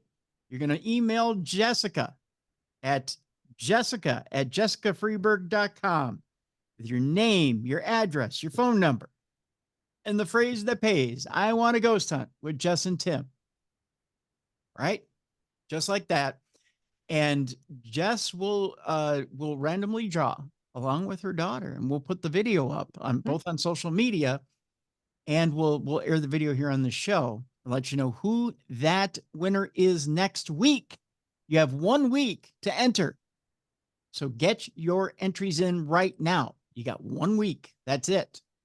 So 1 week, and then join us November 14th through the 17th up at the Palmer House. We're going to have a good time. So there you go. I like it. I do too. I'm excited. I love giving stuff away. Yeah, it's going to be a good time. Going to be a good time. So we're going to have a good time up there at the Palmer, and you can too, but you got to get your entries in right now. Tick, tick, tick, tick, tick, tick, tick, tick, tick. Time is ticking away. So while you're watching this show or listening to this show, get on the old Google machine or whatever it is you're using, whether it be your phone, your tablet, your Google machine, whatever it is that you're, well, it's obviously not the device that you're watching now, but you probably have a second device. Everybody's got multiple devices. So just jump on that device and send us your entry. All right. With that, let's jump into Dumb Crime, Stupid Criminals. Our first story, Philly always does it right when it comes to violence, right? Philadelphia does. I think that's pretty much the... Nobody throws down like they throw down in Philly. That's right. When you go to the stadium complexes, they bring batteries to throw at you. I mean, come on. Nobody does it like Philly. I mean, that's just all there is to it.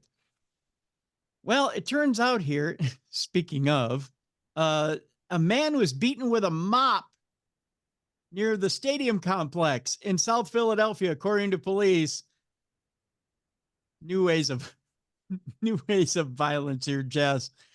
Police are investigating after officials say one man attacked another with a mop near the intersection of Broad Street and Patterson Avenue early on Monday. A man has been hospitalized after being attacked by another individual wielding a mop in an incident that happened near the stadiums in South Philadelphia on Monday morning. According to police, the incident happened around 4:20 a.m. near the intersection of Broad Street and Patterson Avenue. At that time, police said a man sitting on a bench near Energy Station was approached by another individual and an altercation ensued. Somewhere in here, I'm getting the vibe of like a Bruce Lee type thing. You know, a guy's like, what do I have at my disposal? And he sees a mop and he goes, "Aww," and he kicks the mop handle. And it's not quite going the way he thought it was going to go, right? Like he thought he was going to just like unscrew the mop off of it and grab the handle and start doing the fancy stick thing. Right. Yeah. Like he's going to use it like a bow staff, but somehow I don't think it was probably that graceful, but I love the image of it in my brain. Right. But then he grabs it and then he just swipes the guy in the face with the mop itself. He just ends up getting a really dirty mop water face. Ew. Yeah. He just ends up with some sort of weird cold from it. What's worse than dirty mop water in like a public place, like clean the public bathroom and then you got slapped in the face with it. Right. And you know that smell of like cold, dirty mop water, having to carry that around with you all day. I mean, that nasty. Yeah, that's the ultimate insult right there. Following the incident, the victim was taken to a nearby hospital for observation because dirty mop water will do that for you. During the course of the altercation, by the way, police claim the man who was initially sitting on the bench found a mop on the ground and attacked the victim with this improvised weapon. Again, like I said, he found it on the ground and he went, oh, if I could even like lift it up with my foot, kick it up and then catch it and then just unscrew it. But it never comes out that way, right? It's not that quick little, flip Bruce Lee thing. And then I'm just envisioning it as more of like a drunken, clumsy. yeah, like the Jackie Chan deal, right? Yeah, but it never comes out that way. The other man was taken in for questioning, and police officials say he told officers he used the mop in self-defense. See, I'm telling you, he had visions of martial arts films. Just saying. Law enforcement officials said the investigators are reviewing surveillance cameras at the scene to determine how this incident unfolded. An investigation, officials said, is ongoing. I'm sure there's going to be lots of giggles at the video when they eventually watch it. The guy probably went to kick it up and it probably hit him in the head, and it just smack right in the forehead, and he probably stumbled around, and the other guy probably laughed at him and pointed, and he's like, I'll get you. And he shook the mop head at him. And he's like, why don't you dance with that thing for a little bit and entertain me some more, mop boy? Why don't you go get my fries after you're done with that? Fast food boy. I don't know. Just imagining the fight didn't go very. I don't think so. No, nothing like that. From one deadly confrontation with a mop to another with a repo man trying to seize a truck. I saw this story and I was reminded of a buddy of mine who was a repo man for quite a while. He was, he is a musician, but he had to have a day job because he's got 5 kids. Oh boy. Yeah. And music doesn't pay the bills alone. So he decided, I got to get a day job. Well, actually ended up being a night job. But with this, Jess, we're going to Saginaw, Michigan. An Isabella County man is charged with trying to kill a repo man who seized his truck. We go to Mount Pleasant, Michigan. After allegedly opening fire on a repossession agent who was seizing his vehicle, an Isabella County man has been charged with 4 felonies. 29-year-old Travis C. Moose, yes, a moose opened fire on a repo man. On Thursday, October 24th, appeared in Isabella County District Court for arraignment on charges of assault with intent to murder, assault with a dangerous weapon, and 2 counts of felony firearm. That doesn't even make sense. 2 counts of felony firearm. I could see felonious firearm, which is a great rap name. But the first charge is punishable by up to life imprisonment. About 11:30 a.m. on Tuesday, October 22nd, sheriff's deputies responded to reports of a man firing a gun at a tow truck driver in the 5000 block of South Lincoln Road in Union Township. A detective was across the street on separate matters. When the call came in, the detective and a deputy quickly located and arrested the suspect, identified as Moose. I only know one person in this world identified as Moose, and he's a wrestler in TNA. I don't know very many people who call themselves Moose. Yeah, it's a good nickname though. I like it. It is. It's a great nickname. I'd be really offended if you started calling me Moose, but I'm not going to call you Moose. Don't do it. No, not even close. Investigators determined the tow truck driver had been repossessing a vehicle from Moose's parents' residence. The driver spoke with Moose beforehand, explaining why he was there. An affidavit authored by a deputy states, as the driver began towing the vehicle away, he saw Moose driving north on a green farm tractor. Something tells me that chase isn't going to go well. Tow truck versus green farm tractor. The repo man then heard the distinctive pop noise of a shotgun. I don't think shotguns go pop. I mean, they're a little bit more of a bang. Yes, more bang than pop. That's right. Kabang. That's right. Kabang. The repo man saw Moose wave a gun at him, then fire an estimated 5 to 6 times. Holy cow. I think Moose probably has the vision of a moose because 5 to 6 times she probably hit something significant. Yeah, but what a raging lunatic. Right? Wow. The repo man was uninjured, thank God, by the bullets. Moose's mother told deputies her son drove a tractor to her place after the repo man arrived. She was in her yard when she heard a gunshot and saw her son aiming a handgun in the air. Wait a minute. So he had a handgun on top of he had a handgun as well on top of the shotgun. Moose came loaded for bear. What was this, like, the way he just goes about his day? Like, he just walks around with a shotgun in one hand and a handgun in the other? I guess there's more than the repo man coming after Moose. Right? I mean, Moose has a lot of issues. Moose does have a lot of issues and evidently a lot of creditors, if you know what I mean. It's just, wow. So deputies recovered the 9mm Smith & Wesson inside the house and 2 fired casings outside. A civilian witness who was driving by also told deputies they saw Moose firing at the tow truck and its driver. Moose told deputies he fired 2 shots in the air to get the repo man's attention. Well, that'll do it. Mission accomplished. Yep. Hello. You have my attention now. While in the back of a patrol vehicle, Moose bashed his head against the plastic divider, according to Sheriff Michael J. Main. As a result, deputies took him to the local hospital for an evaluation, then lodged him in the Isabella County Jail. Moose is to appear for a preliminary examination on November 7th. Moose has a screw loose. We'll just put it that way. Probably more than one. Yeah. Yeah. Now this got me thinking. Actually, my buddy, who will remain nameless, told me a story. He actually told me more than one story. He actually told me about a time where he was shot at as well. That's crazy.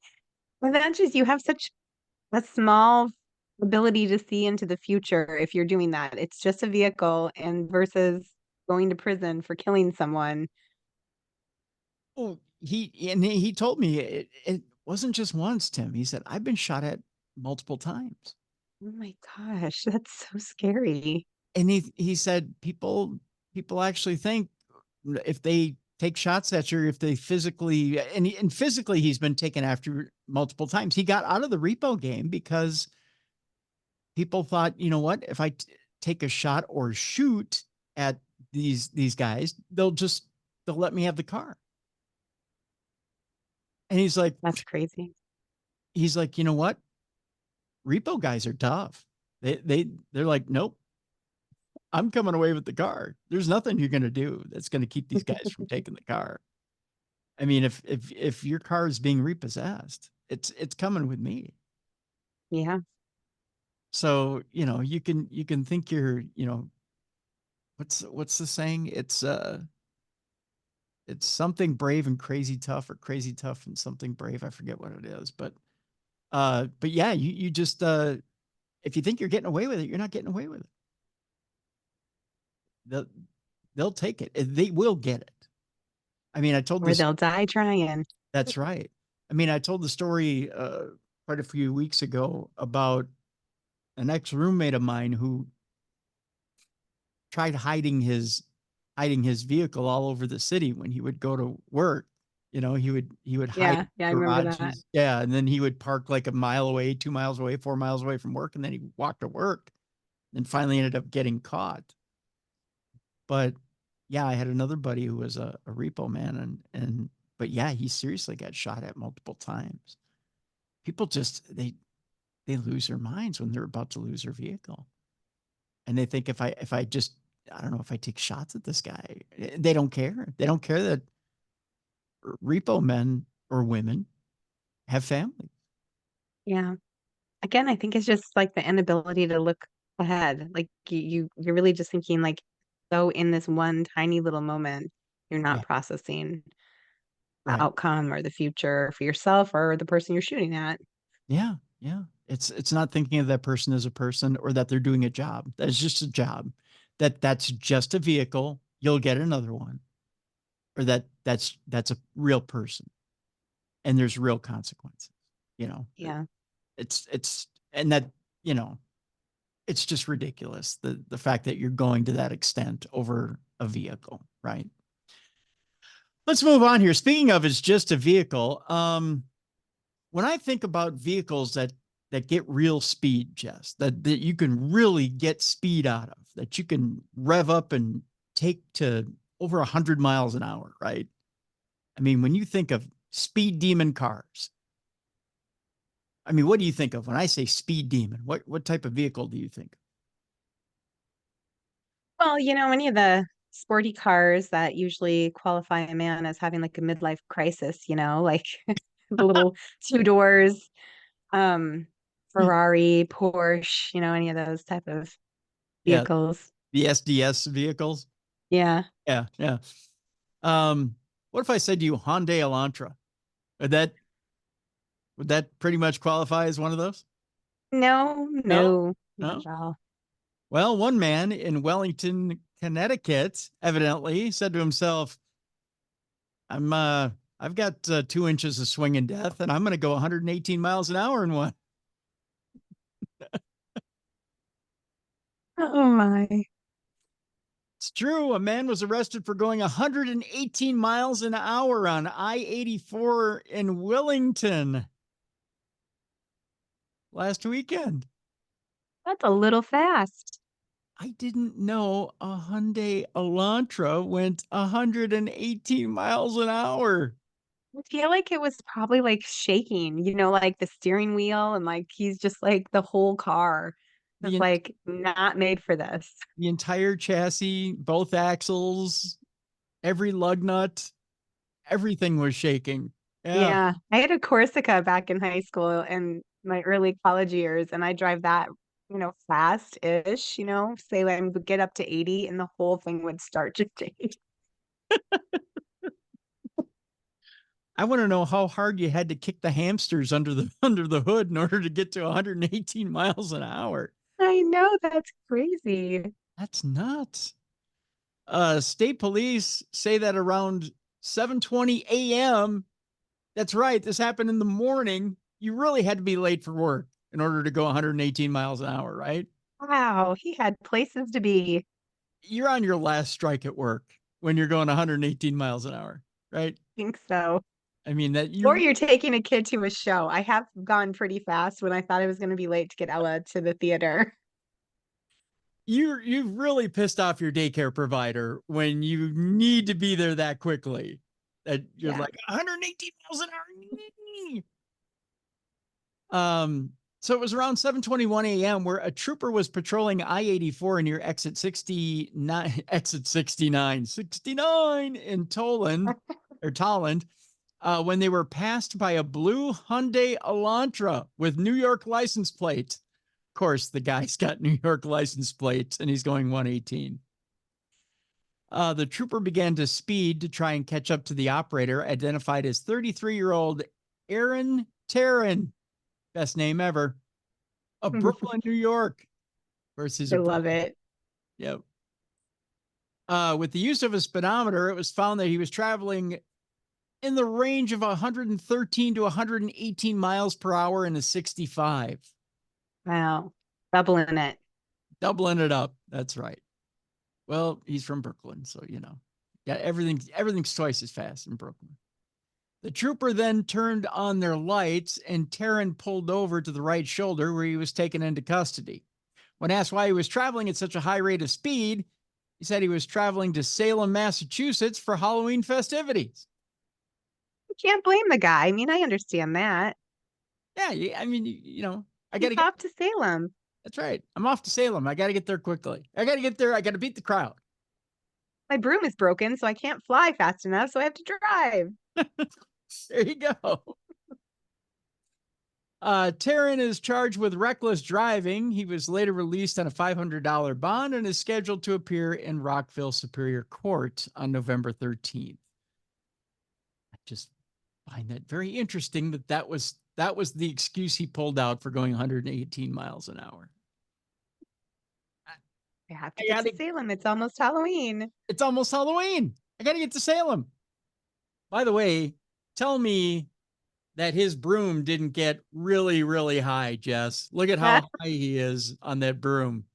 I think his broom was made out of wacky tobacco.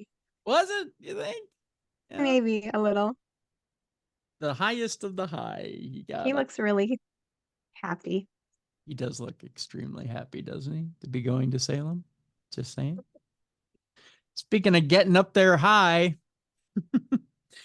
we're going to talk about how cold the ice cream sandwiches get on JetBlue. Make you aware of an... What? I don't know. I don't know. What's that, me? No, I think that was you. I don't know what that was. That didn't come from me. Oh, that's weird. That is weird. Okay. All right. We'll move on. Was that an EVP? I don't know where that came from. I'm not hooked up to anything. All right. Okay. Here we go. Whoops. And then my file stopped. Okay, we're haunted right now. I know. Hold on a second here. Okay. I'm going to restart the audio file here. Okay. Sure. Okay. Here we go. I'm like, do I have like YouTube open somewhere or something? What was that? I don't know. Okay. Here we go. Okay. All right. So how cold do the ice cream sandwiches get on JetBlue? Well, as it turns out, pretty cold. A New Jersey woman is suing JetBlue in federal court over an ice cream sandwich that she claims was dangerously cold, alleging that the cabin crew should have warned her that the treat was frozen solid. Why? Now, how many ice cream sandwiches have you had in your lifetime, do you figure? I mean, I don't even think I could count because I really love a good ice cream sandwich. Yeah. They're always frozen. Yeah, they're pretty much all frozen, right? It's kind of the deal. Yeah. And I mean, I've had melty ones that, you know, kind of bend a little bit when you bite into them. And I've had some that have been rock hard, right? Where you got to kind of let them melt a little bit so you can bite Warm it up in your hands or something before you eat it.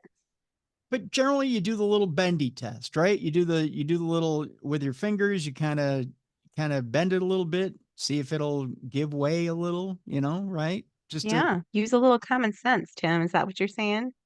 But common sense isn't common, Jess, right? Oh. Right. In a lawsuit filed on Tuesday and obtained by The Independent, Carla Quinones says JetBlue was negligent for serving food at a temperature below what is reasonable or safe for consumption. Carrier then compounded the problem by failing to warn her of the dangerously cold temperature and solid state of the ice cream sandwich, which she was served, according to Quinones's complaint. The ice cream sandwich that defendant served to plaintiff was frozen solid and caused plaintiff to sustain severe bodily injuries, including a root fracture of tooth number 10. What? Whoa. She never had ice cream before? This is so weird. She thinks she popped bubble gum into her mouth? Wow. How hard did she bite into that? Bubble gum. Wow. Oh my. By the way, JetBlue representatives did not respond to requests for comment on Thursday, probably because they were shocked that they were even sued over this. On August 20th, Quinones and her partner were aboard JetBlue Flight 1907 from JFK to Paris when, during the meal service, Quinones was given a chomp-sized strawberry shortcake ice cream sandwich, which sounds delicious if you ask me. I know. I'm a little jealous. I know, right? Wish I had one of those. Made by the Nightingale Ice Cream Company. But Quinones argues no one said anything about how hard the treat would be, and she immediately cracked her upper left lateral incisor when she bit down. Again, bit down with what? The force of a pit bull? Just don't understand. It's an ice cream sandwich. Relax.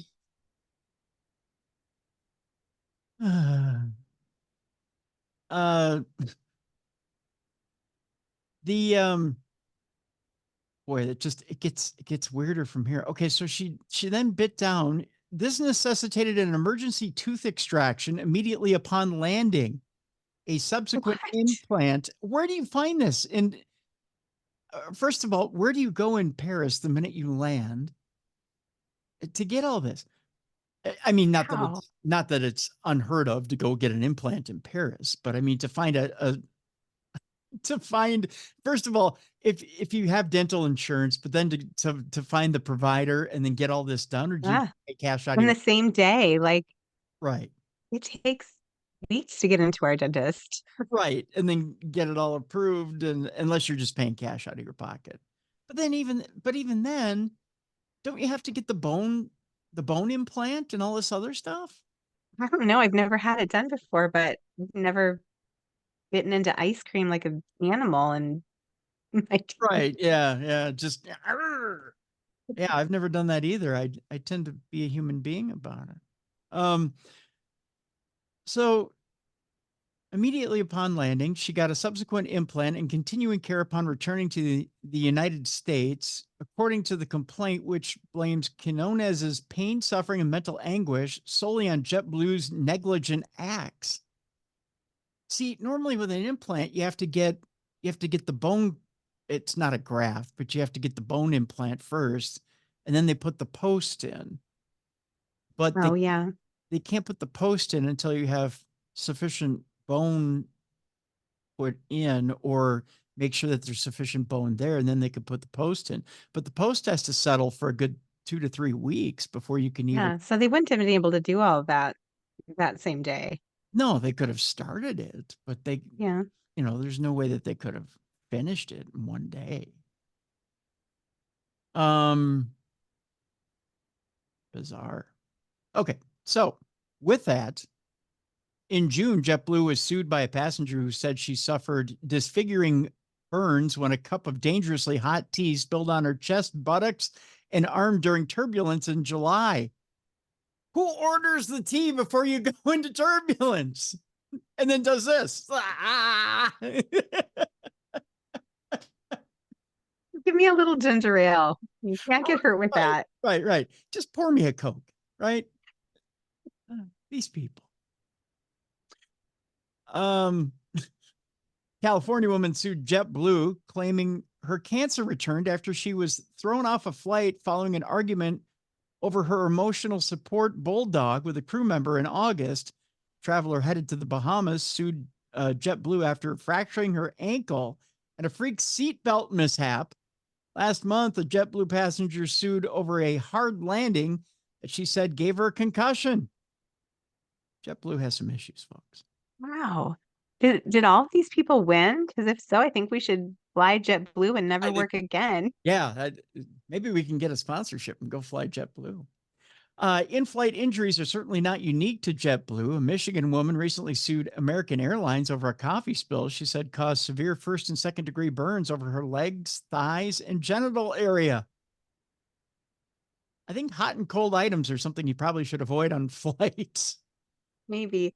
Although I will say, if you're on a JetBlue flight and you're sitting next to me and they give you ice cream, you should just give it to me. Yeah, just give it to Jess. I'll take care of it for you. Yeah. She'll blow on it for you, so it'll be a little warmer for you. She'll do this and then hand it back to you. I'll just eat it. Yeah, she'll just eat it. No worries. By the way, as far as Ms. Quinonez goes, JetBlue claims they have an obligation to keep passengers safe while flying, and by allowing Quinonez to crack her tooth on a serving of rock-hard ice cream, Quinonez claims they breached its duty of care to her. According to the complaint, she's been forced to lay out significant expenditures for treatment, which remains ongoing. According to Quinonez's complaint, Quinonez bears no responsibility for her injuries. According to the complaint, she's demanding a money judgment against JetBlue to be determined by a jury plus legal costs. Her attorney, Christopher Fraser, did not return messages to Yahoo News. Crazy story. If you thought we were done with flights today, Jess, we are not. This story came from another one of our listeners. By the way, if you have a story for us for Dumb Crime Stupid Criminals, you can send it to me at tim@darknessradio.com. We're headed off to Ohio. Actually, we're headed off to Florida via Ohio, which, by the way, when you're in Ohio, and you say to yourself, you know what? I'm a mom here in Ohio. I need a little bit of the high life here in Ohio. I think I'm going to go to Florida and get some liposuction surgery. But Okay. But what do I do with my kids? Why I'm off getting liposuction. What do I do, Jess? What do I do? Well, let me tell you what one mom did. She left her 3 kids at home alone in Ohio while she jetted off to Florida for a friend's liposuction surgery. She's like, I'm going to be there for my friend, but kids, here's some Pop-Tarts. Not for my kids. That's right. Kids, here's some Pop-Tarts, some mac and cheese, and a couple of juice boxes. You just sit here and watch SpongeBob. I'm going to go with Lorraine here, and we're going to go suck the fat out of her ass. What do you think about that?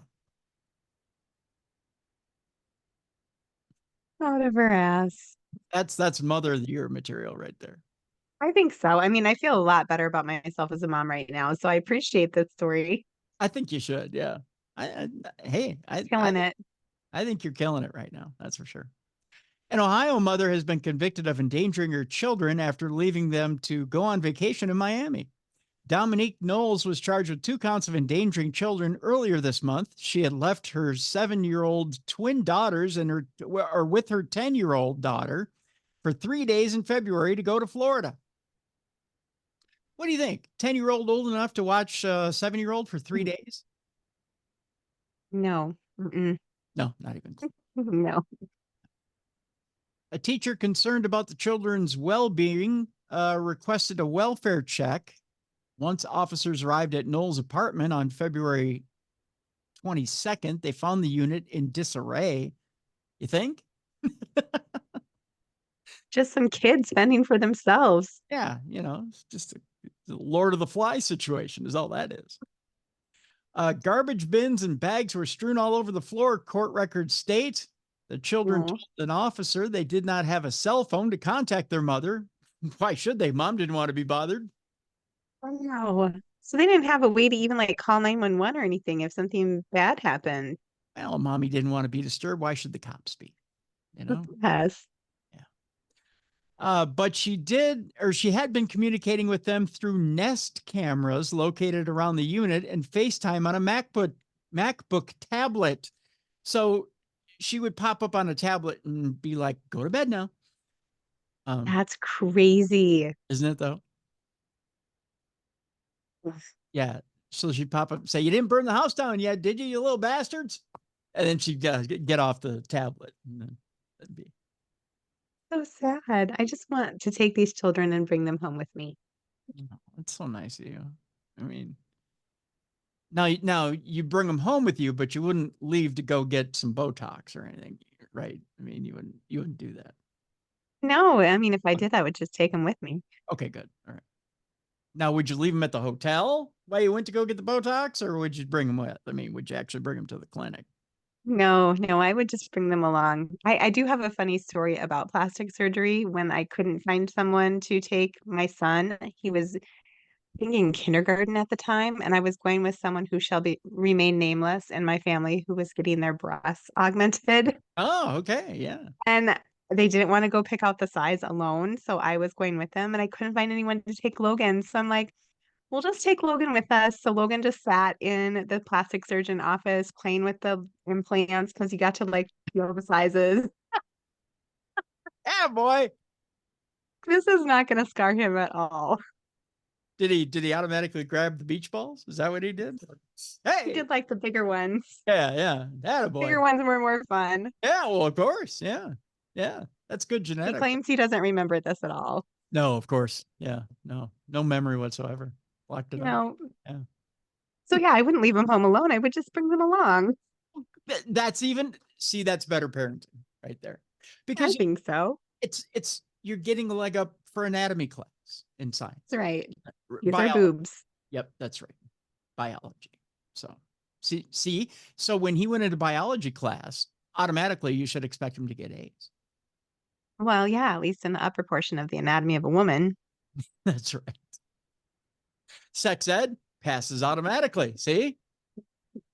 He walks in there and goes, I know what that is. That's silicone. Those aren't real.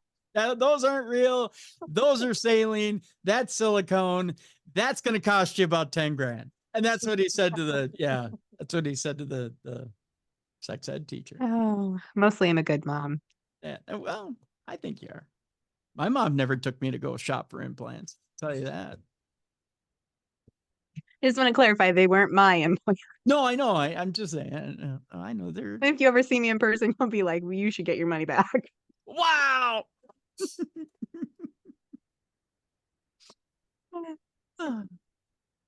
Officers arrested. By the way, if you're wondering what happened to Miss Knowles, the tablet, by the way, that she was talking to the kids on was not charged or operational once officers arrived at the unit, because the kids really didn't know how to charge it. No, their only means of communication. Yeah, they're 10 and 7. They don't understand charging the actual tablet, and she was gone for 3 days.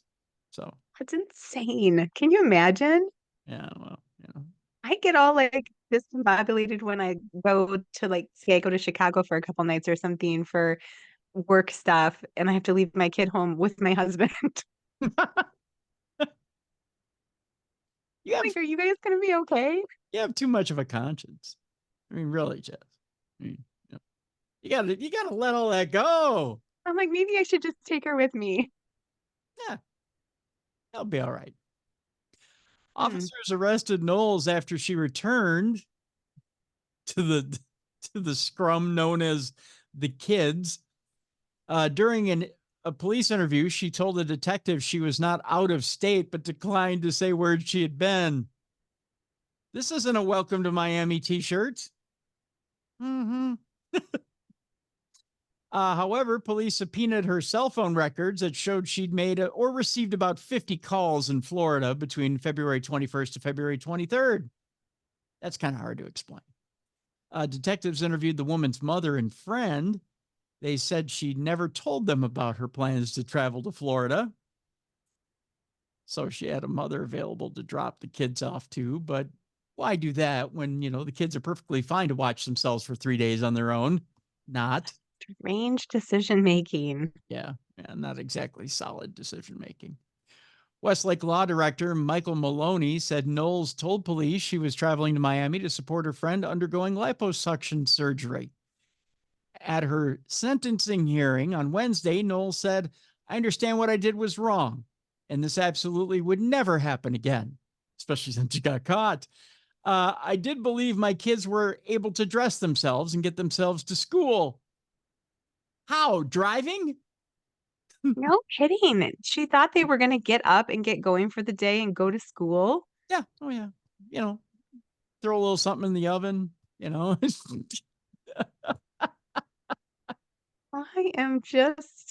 don't even have words. Maybe get some money together for school lunch. I don't know. Maybe make their own lunch. Who knows? "I wouldn't dare let anything happen to my kids," she went on to say. "I wish I could go back and change the circumstances." But you do. She opted against having a jury trial and was found guilty by Judge Joseph T. Burke of the Rocky River Municipal Court. I can't even talk right now. I'm so flabbergasted. The quote here is, "Something bad could have happened to the children." This is what the judge had to say to Ms. Knowles. "They could have started a fire in the apartment. They could have hurt themselves or suffered a medical emergency, or they could have been taken by a stranger," Burke wrote in a bench verdict. "But most of all, they needed their mother to be there and parent them and not do so by remote cameras from Florida." That's pretty sound. Knowles was sentenced to 5 years of probation in order to attend a parenting class and mental health counseling. She was given $800 in fines and 360 days of house arrest. She'll be allowed to leave for work, according to WJW. "I don't want to further victimize your daughters by separating you from them," Burke told Knowles in court on Wednesday. "It is now time for you to become the mother that your daughters deserve, need, and require," is how he left that. So there you go. Bizarre story. So how do you know how much a wheel of cheese is worth, Jess? Well, you put it online and sell it, I guess. I love cheese. Cheese is good, I'll tell you. Well, except if you're lactose intolerant. Yeah. That's not so good. I did try to go vegan when my stomach was having a lot of issues, and I just couldn't because I had to have cheese.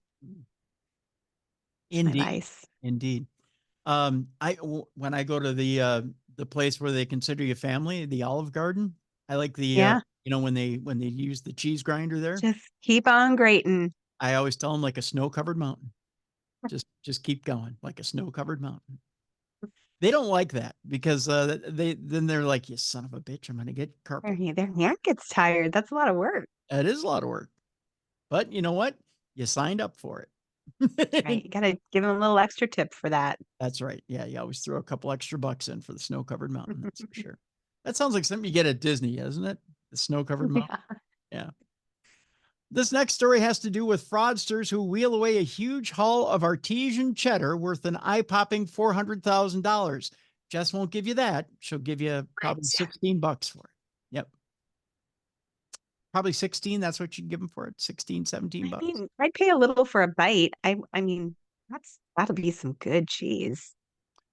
The cheese bandits stole 950 wheels of artesian cheese. 950 wheels of artesian cheese after stealing from the company. That's a lot of cheese. I'm about to show you your live stream here if there's a. Are you ready for this? Take a look at this. I'm excited.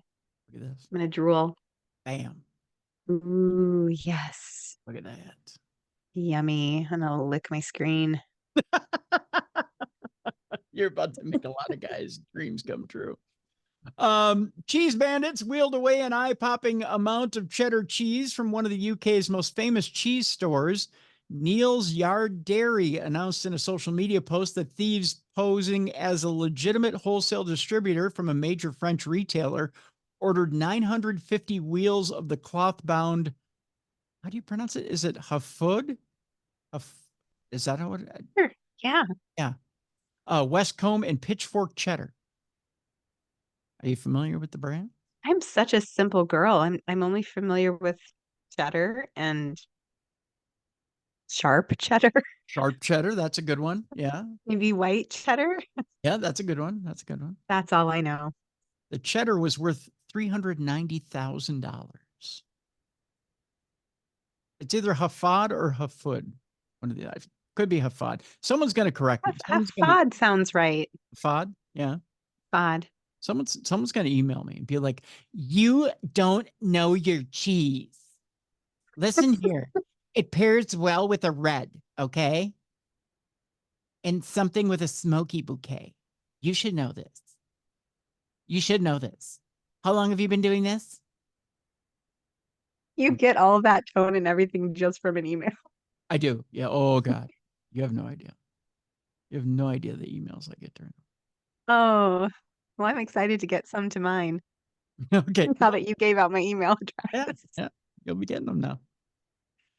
Neil's Yard Dairy reportedly delivered 22 metric tons or 48,488 pounds of cheddar before realizing the wholesale distributor was a fake. So, Jess, it's Neil's Yard Dairy. They're very gullible. Yes. Yeah. So if you ever want cheese delivered to the house, wink, wink. Wink. There you go. Get one of them cheese graters from Olive Garden. Get it ready. The house there. I'm gonna have to bring me home a waiter or waitress for Yeah. it, so I don't want to do it myself. Oh, they work cheap. The dairy retailer said that they covered the cost from the theft that impacted the smaller cheesemakers. Despite the significant financial blow, we have honored our commitment to our small-scale suppliers and paid all 3 artisan cheesemakers in full, they said. The dairy retailer said they're working with law enforcement and asked residents to be on the lookout for cloth-bound cheddars in a 22-pound or 52-pound format with the tags detached. 52-pound cheese wheel. You ever owned one? No, but I'd like to. Christmas is coming. Definitely wouldn't fit into my dress if I had that, though. What would you do? First of all, how would the husband react if you had a 52-pound cheese wheel right there on the table? He would just come home and find me with like my arms and legs wrapped around it, just holding it like a baby, like a big giant baby. Just licking it and nibbling on it. This is my cheese baby. I named it Chucky. These little bits of cheese stuck to the side of my face. It's mine. I wrapped it in a cloth and named it Chucky. Christmas is coming. Even a 22 pound. A 22 pound would be. It would be great. 22 pounds of cheese just for you. Yeah. Think of that. Yeah. Yeah. Can you imagine the doctor bills when they have to cut that out of you? I mean, that would be amazing. You can't go to the bathroom. I know. You'd be stopped up for a year. You'd just be eating cheese and drinking prune juice. Yeah. That'd be an Elvis situation right there. Be stuck on the toilet. Yeah. Be horrible. It'd be bad. Yeah. But But great all at the same time. Yeah. Like I said, unless you're lactose intolerant. I mean, that's the only thing I can think of. Another food situation. We go to Florida, where a Florida man jailed on a felony spaghetti a la battery charge. That's wonderful. I always threaten my kids if they're naughty. I'm 30 lashes with a wet noodle. My mother did that as well. It was, 50 lashes with a wet noodle. I never knew what that was. I always thought that's never going to hurt me. Yeah. This guy really did it, huh? He got in trouble for it? I'd rather take that because the old man used to hit me over the ass with a wooden spoon. I once broke every wooden spoon in the drawer once. Oh. You know how I did it? Buns of steel. Yeah. I would tighten and the old man would go whack and it'd break the spoon and I would laugh. I would giggle and he'd go get another wooden spoon and he whack, whack, whack. And then he broke another. I know this sounds, I'm horrifying. It was the day. That's how it was done. I'm horrifying everybody who's under 30 right now. But I broke 4 or 5 wooden spoons, I think it was, in a row. That's impressive. See, I would just cry because we got spanked too. My dad actually had a paddle and it had little holes in it. So when it came at you, you could hear it. It was like, ooh, that's impressive with the yeah. Yeah. But I would just preemptively get sad and cry because I was so scared. But my brother was like you. He'd be like, I laugh in the face of your paddle. I laugh in the face of danger. But but it was a wooden spoon, so it was a whack, whack, whack, whack, and then and then it break it. You hear, the snap. That's awesome. So I broke your ass broke wooden spoons. But it had a bad ending, Jess, because I broke the last one. I was like, right. I gave like the evil little kid laugh. So then the old man was like, oh yeah, and I was like, yeah. I was like, I won. Then he went into the closet and got the big white thick disco belt. Yep. And he came in and I was like, oh, you're not gonna break that. Oh no, I didn't break that night. It broke me.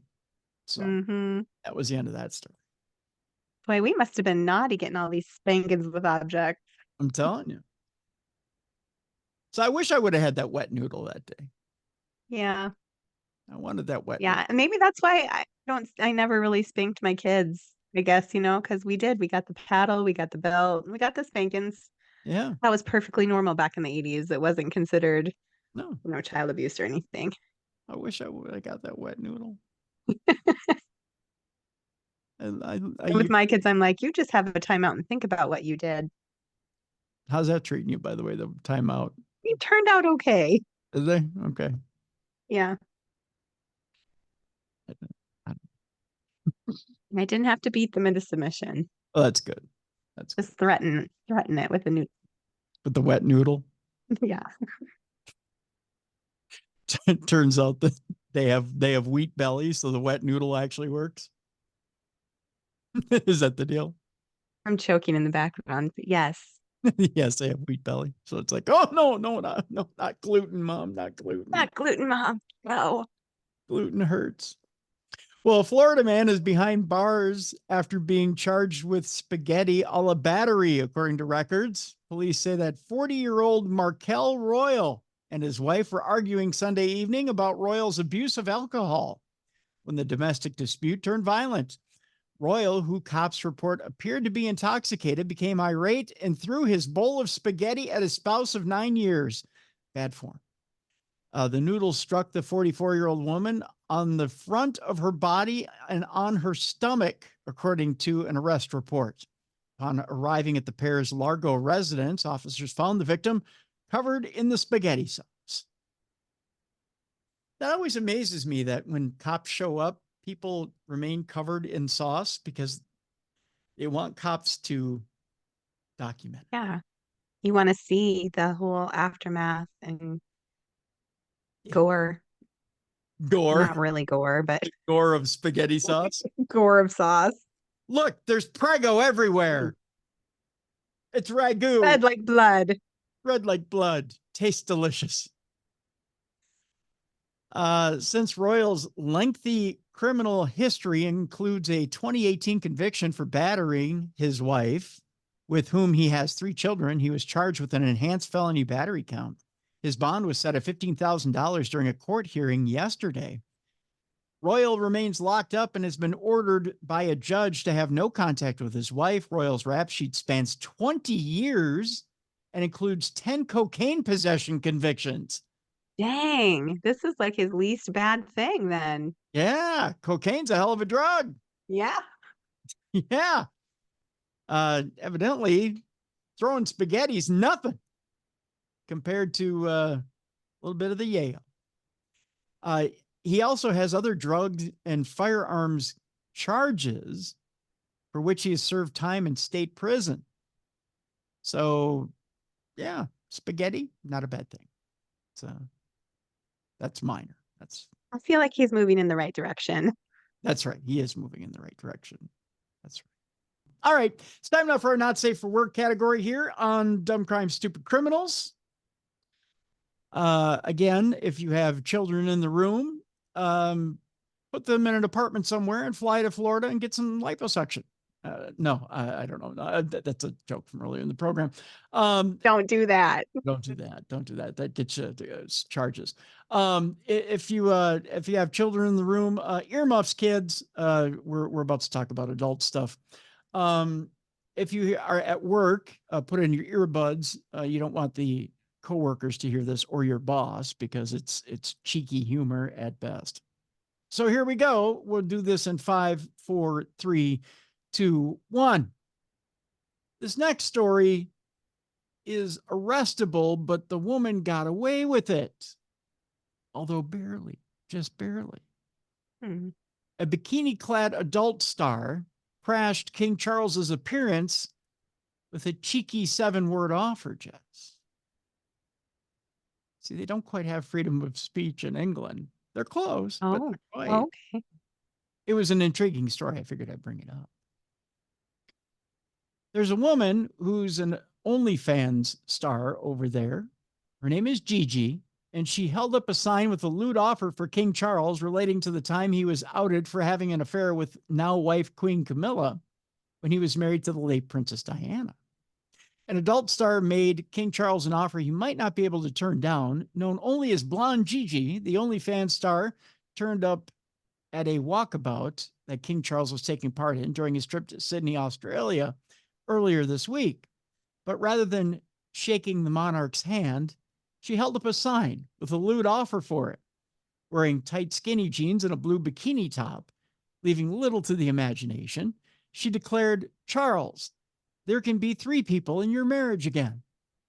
Oh my.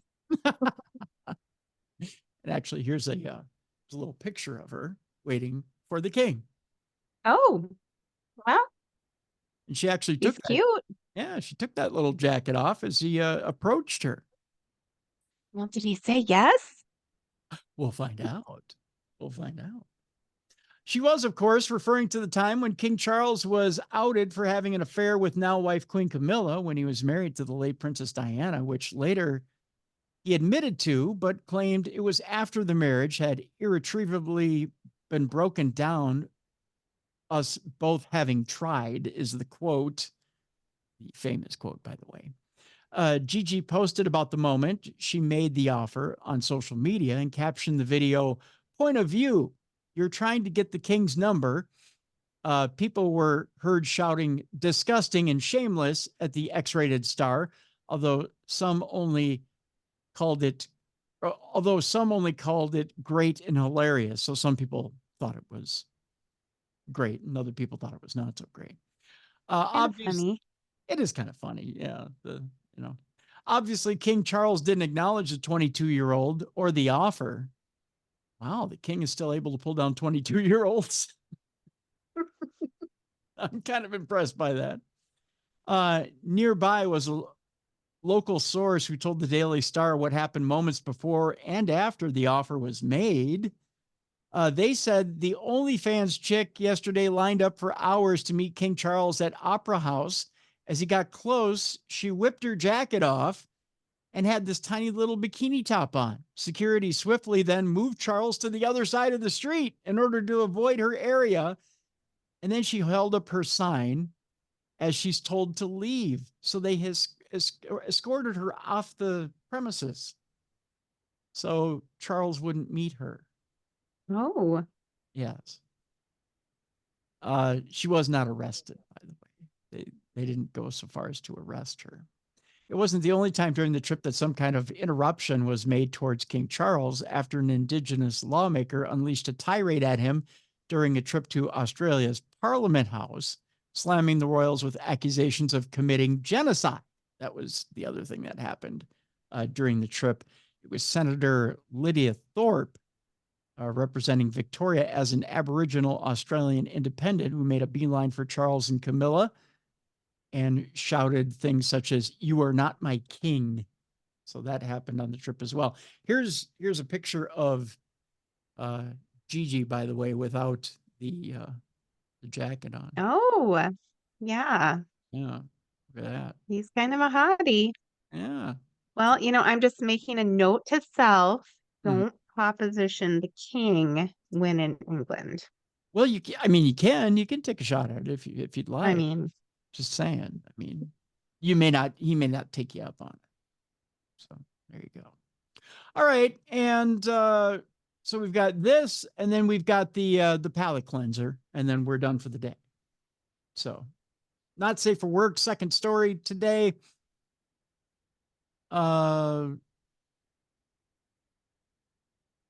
Here it is. We're going to Colorado Springs, where a business owner added an obscene mural to his roof with the quote, "We'll fight back with a dick mural." oh my goodness. I was just taking a sip of tea and I almost spit it out. I saw that. Oh, that's clever. Parking disputes aren't out of the normal, but the reaction from one Colorado Springs business owner is gaining a lot of attention online and sparking some controversy. The owner of Fallen Heroes Tattoo and Piercing, David Brown, says the issues with a neighboring apartment complex started several months ago. His business is located just east of Old Colorado City in Colorado Springs. Right next to Brown's business is a 5-story apartment complex. The parking situation isn't ideal for the complex or Brown's business. With a small lot behind multiple businesses, Brown shares the building with and a few street spots off Colorado Avenue. There's an alley between the two buildings, but the parking spots right up against the west side of Fallen Heroes belong to the apartment complex and are permit parking only. There are signs on the apartment complex's side saying the lot is private parking with permits only, but no signs on the Fallen Heroes building. Employees say they don't want to hang signs over a pre-existing mural that advertises their shop, which makes sense. Brown claims that over the course of about 4 months, 30 to 40 of his customers had their vehicles towed from the lot that has private parking signs, but not from the side next to Brown's building. Brown believes the apartment complex could do more to prevent the towing. In response to the allegations, the apartment complex next door was responsible for the towing. Brown had a massive mural of male genitalia painted on his roof and posted the process on Instagram. A new apartment complex just opened up next door to the shop. They've been towing all of our customers' vehicles along with other customers from nearby businesses. We've tried to play fair, but now we'll fight back with a dick mural," Brown posted in the social media video. I still want to go there and get a tattoo now. Several residents of the apartment complex that 11 News spoke to didn't even know the purpose behind the mural. "It was disturbing," one anonymous resident explained. "I don't have kids or anything. I'm 40 years old, but even just me as an adult, I don't want to look out my window. I have a beautiful view of downtown since I'm on the east side." Not anymore. Well, now you got a giant dick looking at you. I mean, it's got one eye, but you know. The mural is a cartoon style personifying the male genitalia. There are more than a dozen of these genitalia on the roof. Oh, it's multiple dicks. Oh, Yeah. all different sizes, shapes, colors. Well, here's what the mural is, Jess. You ready for this? Mhm. One is riding a hot air balloon. It's creative. You're going to show me a picture of this, right? I'm trying to see if there's a picture of it. Another is on a bike and a coupe driving cars. KKTV 11 News chose not to share some other obscene details in the mural, but an unedited version can be viewed by accessing a link at the bottom of this article. Oh, I can. Oh, good, good. It sounds kind of adorable. It does, doesn't it? The quote is, "I can understand the confusion of people parking right next to the building," Brown said. It would make sense to me. The spots look like they are part of the building with no lettering in the spots or anything like that. I can't fault anybody that would accidentally park there for either location."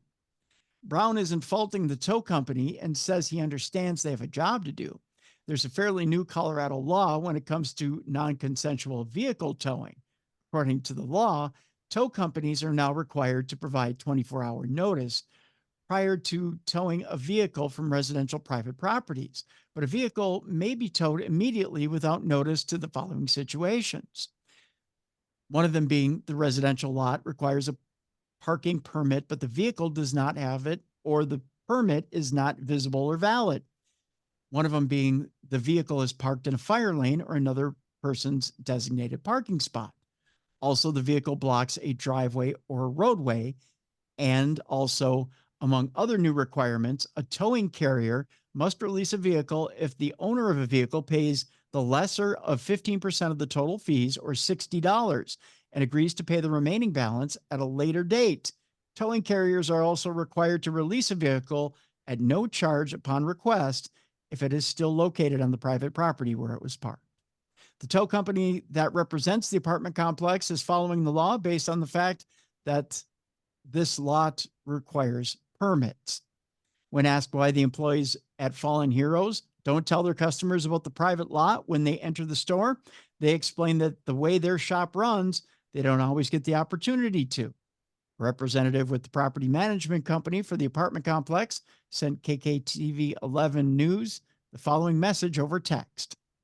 "At this time, we don't have much to comment on regarding the situation at 532. We actively are working with code enforcement in the city to address the matter. It is important to note that the parking lot between Fallen Heroes and 532 is private property owned by 532 and is reserved for permit parking for its residents. The neighboring building does not have legal access to the lot." So they're basically trying to work it out between the two to figure out who's got, obviously there's access to that private lot is that private lot, and they've got parking for the tattoo place. In the meantime, there's a graphic on the roof. There's a mural, so that people can, let's see here. I'm trying to access the mural. Okay. There's a video of this guy painting it, evidently, but I'm looking to see. Clever way to draw attention to the problem. It is, yes. I'm trying to see if there's. See. They take you to the Facebook page. Tell you what, I'm gonna post the story in the description of this program, so you can go see Okay. it yourself, so that we don't disturb the rating of this video. I'll put it Yeah, there. we can talk about penises, but we probably can't show them. Yeah. So that way you yourself can go to this Instagram page and you yourself can go see the mural. Because it's to say the description alone is pretty colorful. Just the fact that one's in a hot air balloon, I think is pretty interesting. I know, what a cute idea. I would have never thought to put a penis in a hot air balloon or on a bike. I just want to know how I mean, they go on those things, but just usually not alone. right. I just want to know how it steers the balloon. You know, I mean, there's no appendages to fire up the flames. You could It just blows on things. so Can I do that? I don't know. So it just swings around and hits. all right. Our palate cleanser for the Dick mural. Please do. Get it out of my. I'm over here trying to figure out how I would function if I was a penis and had no hands. trying to ride a bike or Like, or drive a hot air balloon. No, cleanse my palate, Tim. put that in your head. It turns out that there's still upstanding Americans playing professional sports. Oh, I like that. You keep hearing about degenerates in sports and grown men who get into trouble all the time in professional sports. Well, it turns out there's one upstanding American in American sports. And I'm going to tell you about it. Okay, I'm ready. And especially in professional football. Well, it turns out he's a kicker. Okay, he's a kicker. But this kicker missed practice for an unusual reason. That being jury duty. Oh, Yeah. And the kicker here, get it? The kicker here yeah. is that he didn't even have to. He was willing How to. does that work? Well, they were willing to excuse him because of his status. Turns out that Brandon Aubrey, who's the kicker for the Dallas Cowboys, insisted on going to jury duty this week. He could have been subbed with an alternate juror, but he insisted on doing his duty. Interesting. Good for him. Dallas Cowboy kicker Brandon Aubrey missed practice on Wednesday, and NBC Sports reports his absence was for a potentially unprecedented injury report designation. That would be jury duty on a felony assault case that involves second-degree strangulation. That, according to the Fort Worth Star-Telegram. The paper notes that the Cowboys were going to try to help Aubrey get out of it, but Aubrey insisted on fulfilling his duty on Wednesday. Although it's not clear how long the case would last, it anticipated that Aubrey would also miss practice on Thursday and Friday, so he could attend court proceedings in Tarrant County. ESPN noted that if Aubrey had tried to get out of his juror responsibilities, both sides and Judge David Hagerman would have agreed to install an alternate juror, so he didn't have to be there. On the plus sides for Aubrey's gameplay, the case doesn't involve sequestering jurors, so he's free to do what he wants during the evenings and on weekends. So the Dallas Cowboys played San Francisco last night, or not last night. We're taping this on Monday, so it would have been Sunday. He did appear in the game and he did play in the game, so jury duty didn't affect that.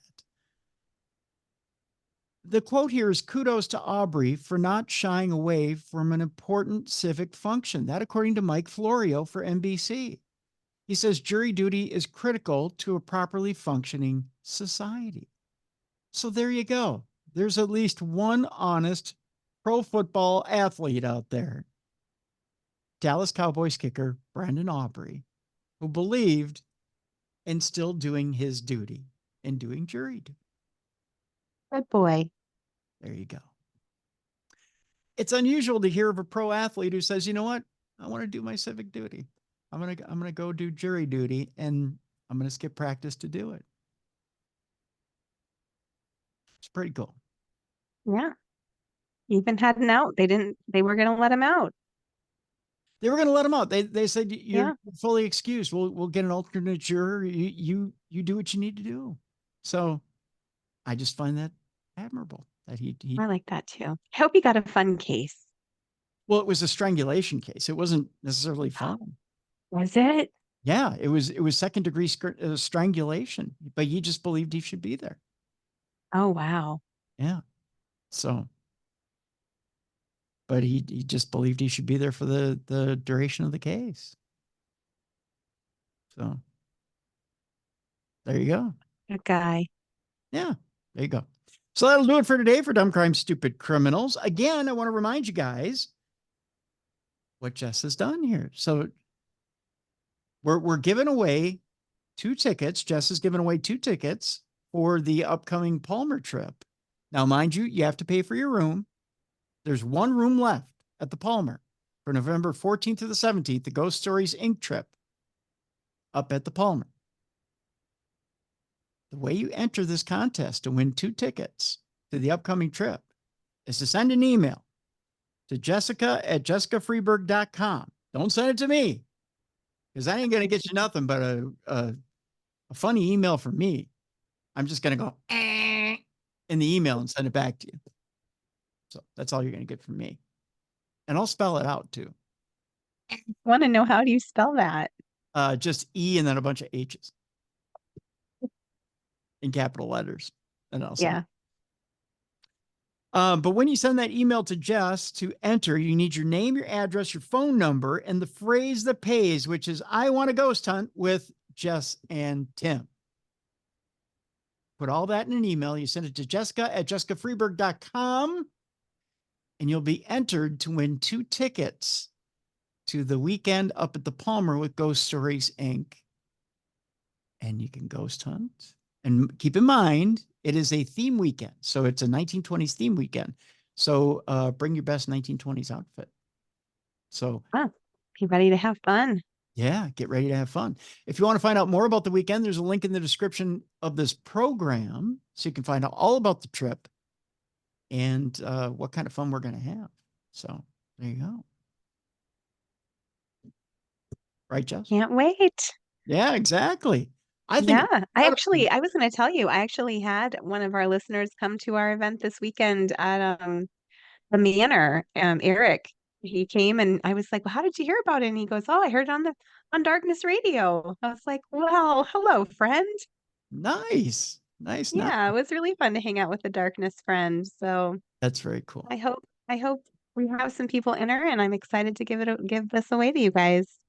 Yes, very cool. So there you go. Again, very generous that Jess wants to do this in honor of the Halloween weekend, a little trick or treat, so to speak, from Jess and Ghost Stories Inc. So there you go. A little trick. Actually, it's more of a treat than a trick. Yeah, we're not going to sell you win and then take it away. That's right. That's right. It's a little Halloween treat from Ghost Stories Inc. So 2 lucky winners. It'd be 1 lucky winner, and you get to bring a friend. So you get to bring a friend. Yep. So 1 lucky winner will get a little Halloween treat and get to bring a friend up to the Palmer House Hotel in Sauk Center, which that's really, really cool. So special thanks to Jessica and to Ghost Stories Inc. for that little treat. And we'll draw this now next week on next week's True Crime Tuesday. So, and Jess, we'll post it on social media. We'll post it here. We'll play the video here. You guys will find out who the winner is next week on the program. You have 1 week in which to get your, actually a little less than a week to get your. Yeah, I was just thinking we should probably tell them, like, the cutoff is going to have to be, I would say, Sunday. Mm-hmm. Yeah. We typically record on Monday. So cutoff for entering would have to be, I have to look at my Sunday, the 3rd, November 3rd. There you go. So Sunday, November 3rd is your cutoff. So get your entries in right now. Don't wait. In fact, we should probably post on, you want to post it today, probably then? Sure. Okay. We'll post it on social media. You'll get it ahead of time on social media. We'll announce it. We're, of course, announcing it today on the program. But get your stuff in now for that. And we'll announce it next week on the show. There you go. Can't wait. It's going to be fun. Going to be fun. All right. So a little bit of a look at this week. Tomorrow, Supernatural News with Mally Fox. Do you want to know what's coming up this week? Always want to know. I think I can tell you safely. I think. No, You gonna just tease, or are you gonna just tell? I'll tell you. I'll just tell you. We got a special Halloween show this week with Christopher Jordan. Good friend of ours. Christopher Jordan's coming on, and it's all about Halloween. It's a special history of Halloween show. So that's gonna be such a good one. Yeah. So we've got a special history of Halloween show with Christopher Jordan. So it's gonna be a good show. So I'll be listening. Got a great week in store for you guys. So that's the week in tow for Darkness Radio. So there you go. That'll do it. All right. With that, check out the Darkness Radio store, darknessradioshow.com. Check out Jess's books, 2 of them. The links are in the description of this program. And again, get your entries in right now. You've got until Sunday to get those entries in. That'll do it. Thank you so much for tuning in. We'll see you tomorrow for Supernatural News. For Jessica Freeburg, I'm Tim Dennis. Thank you so much for joining us today on the best in true crime podcasting. This is True Crime Tuesday. For more audio and video archives of True Crime Tuesday, intriguing content, and cool swag, please visit darknessradioshow.com. Thank you for watching.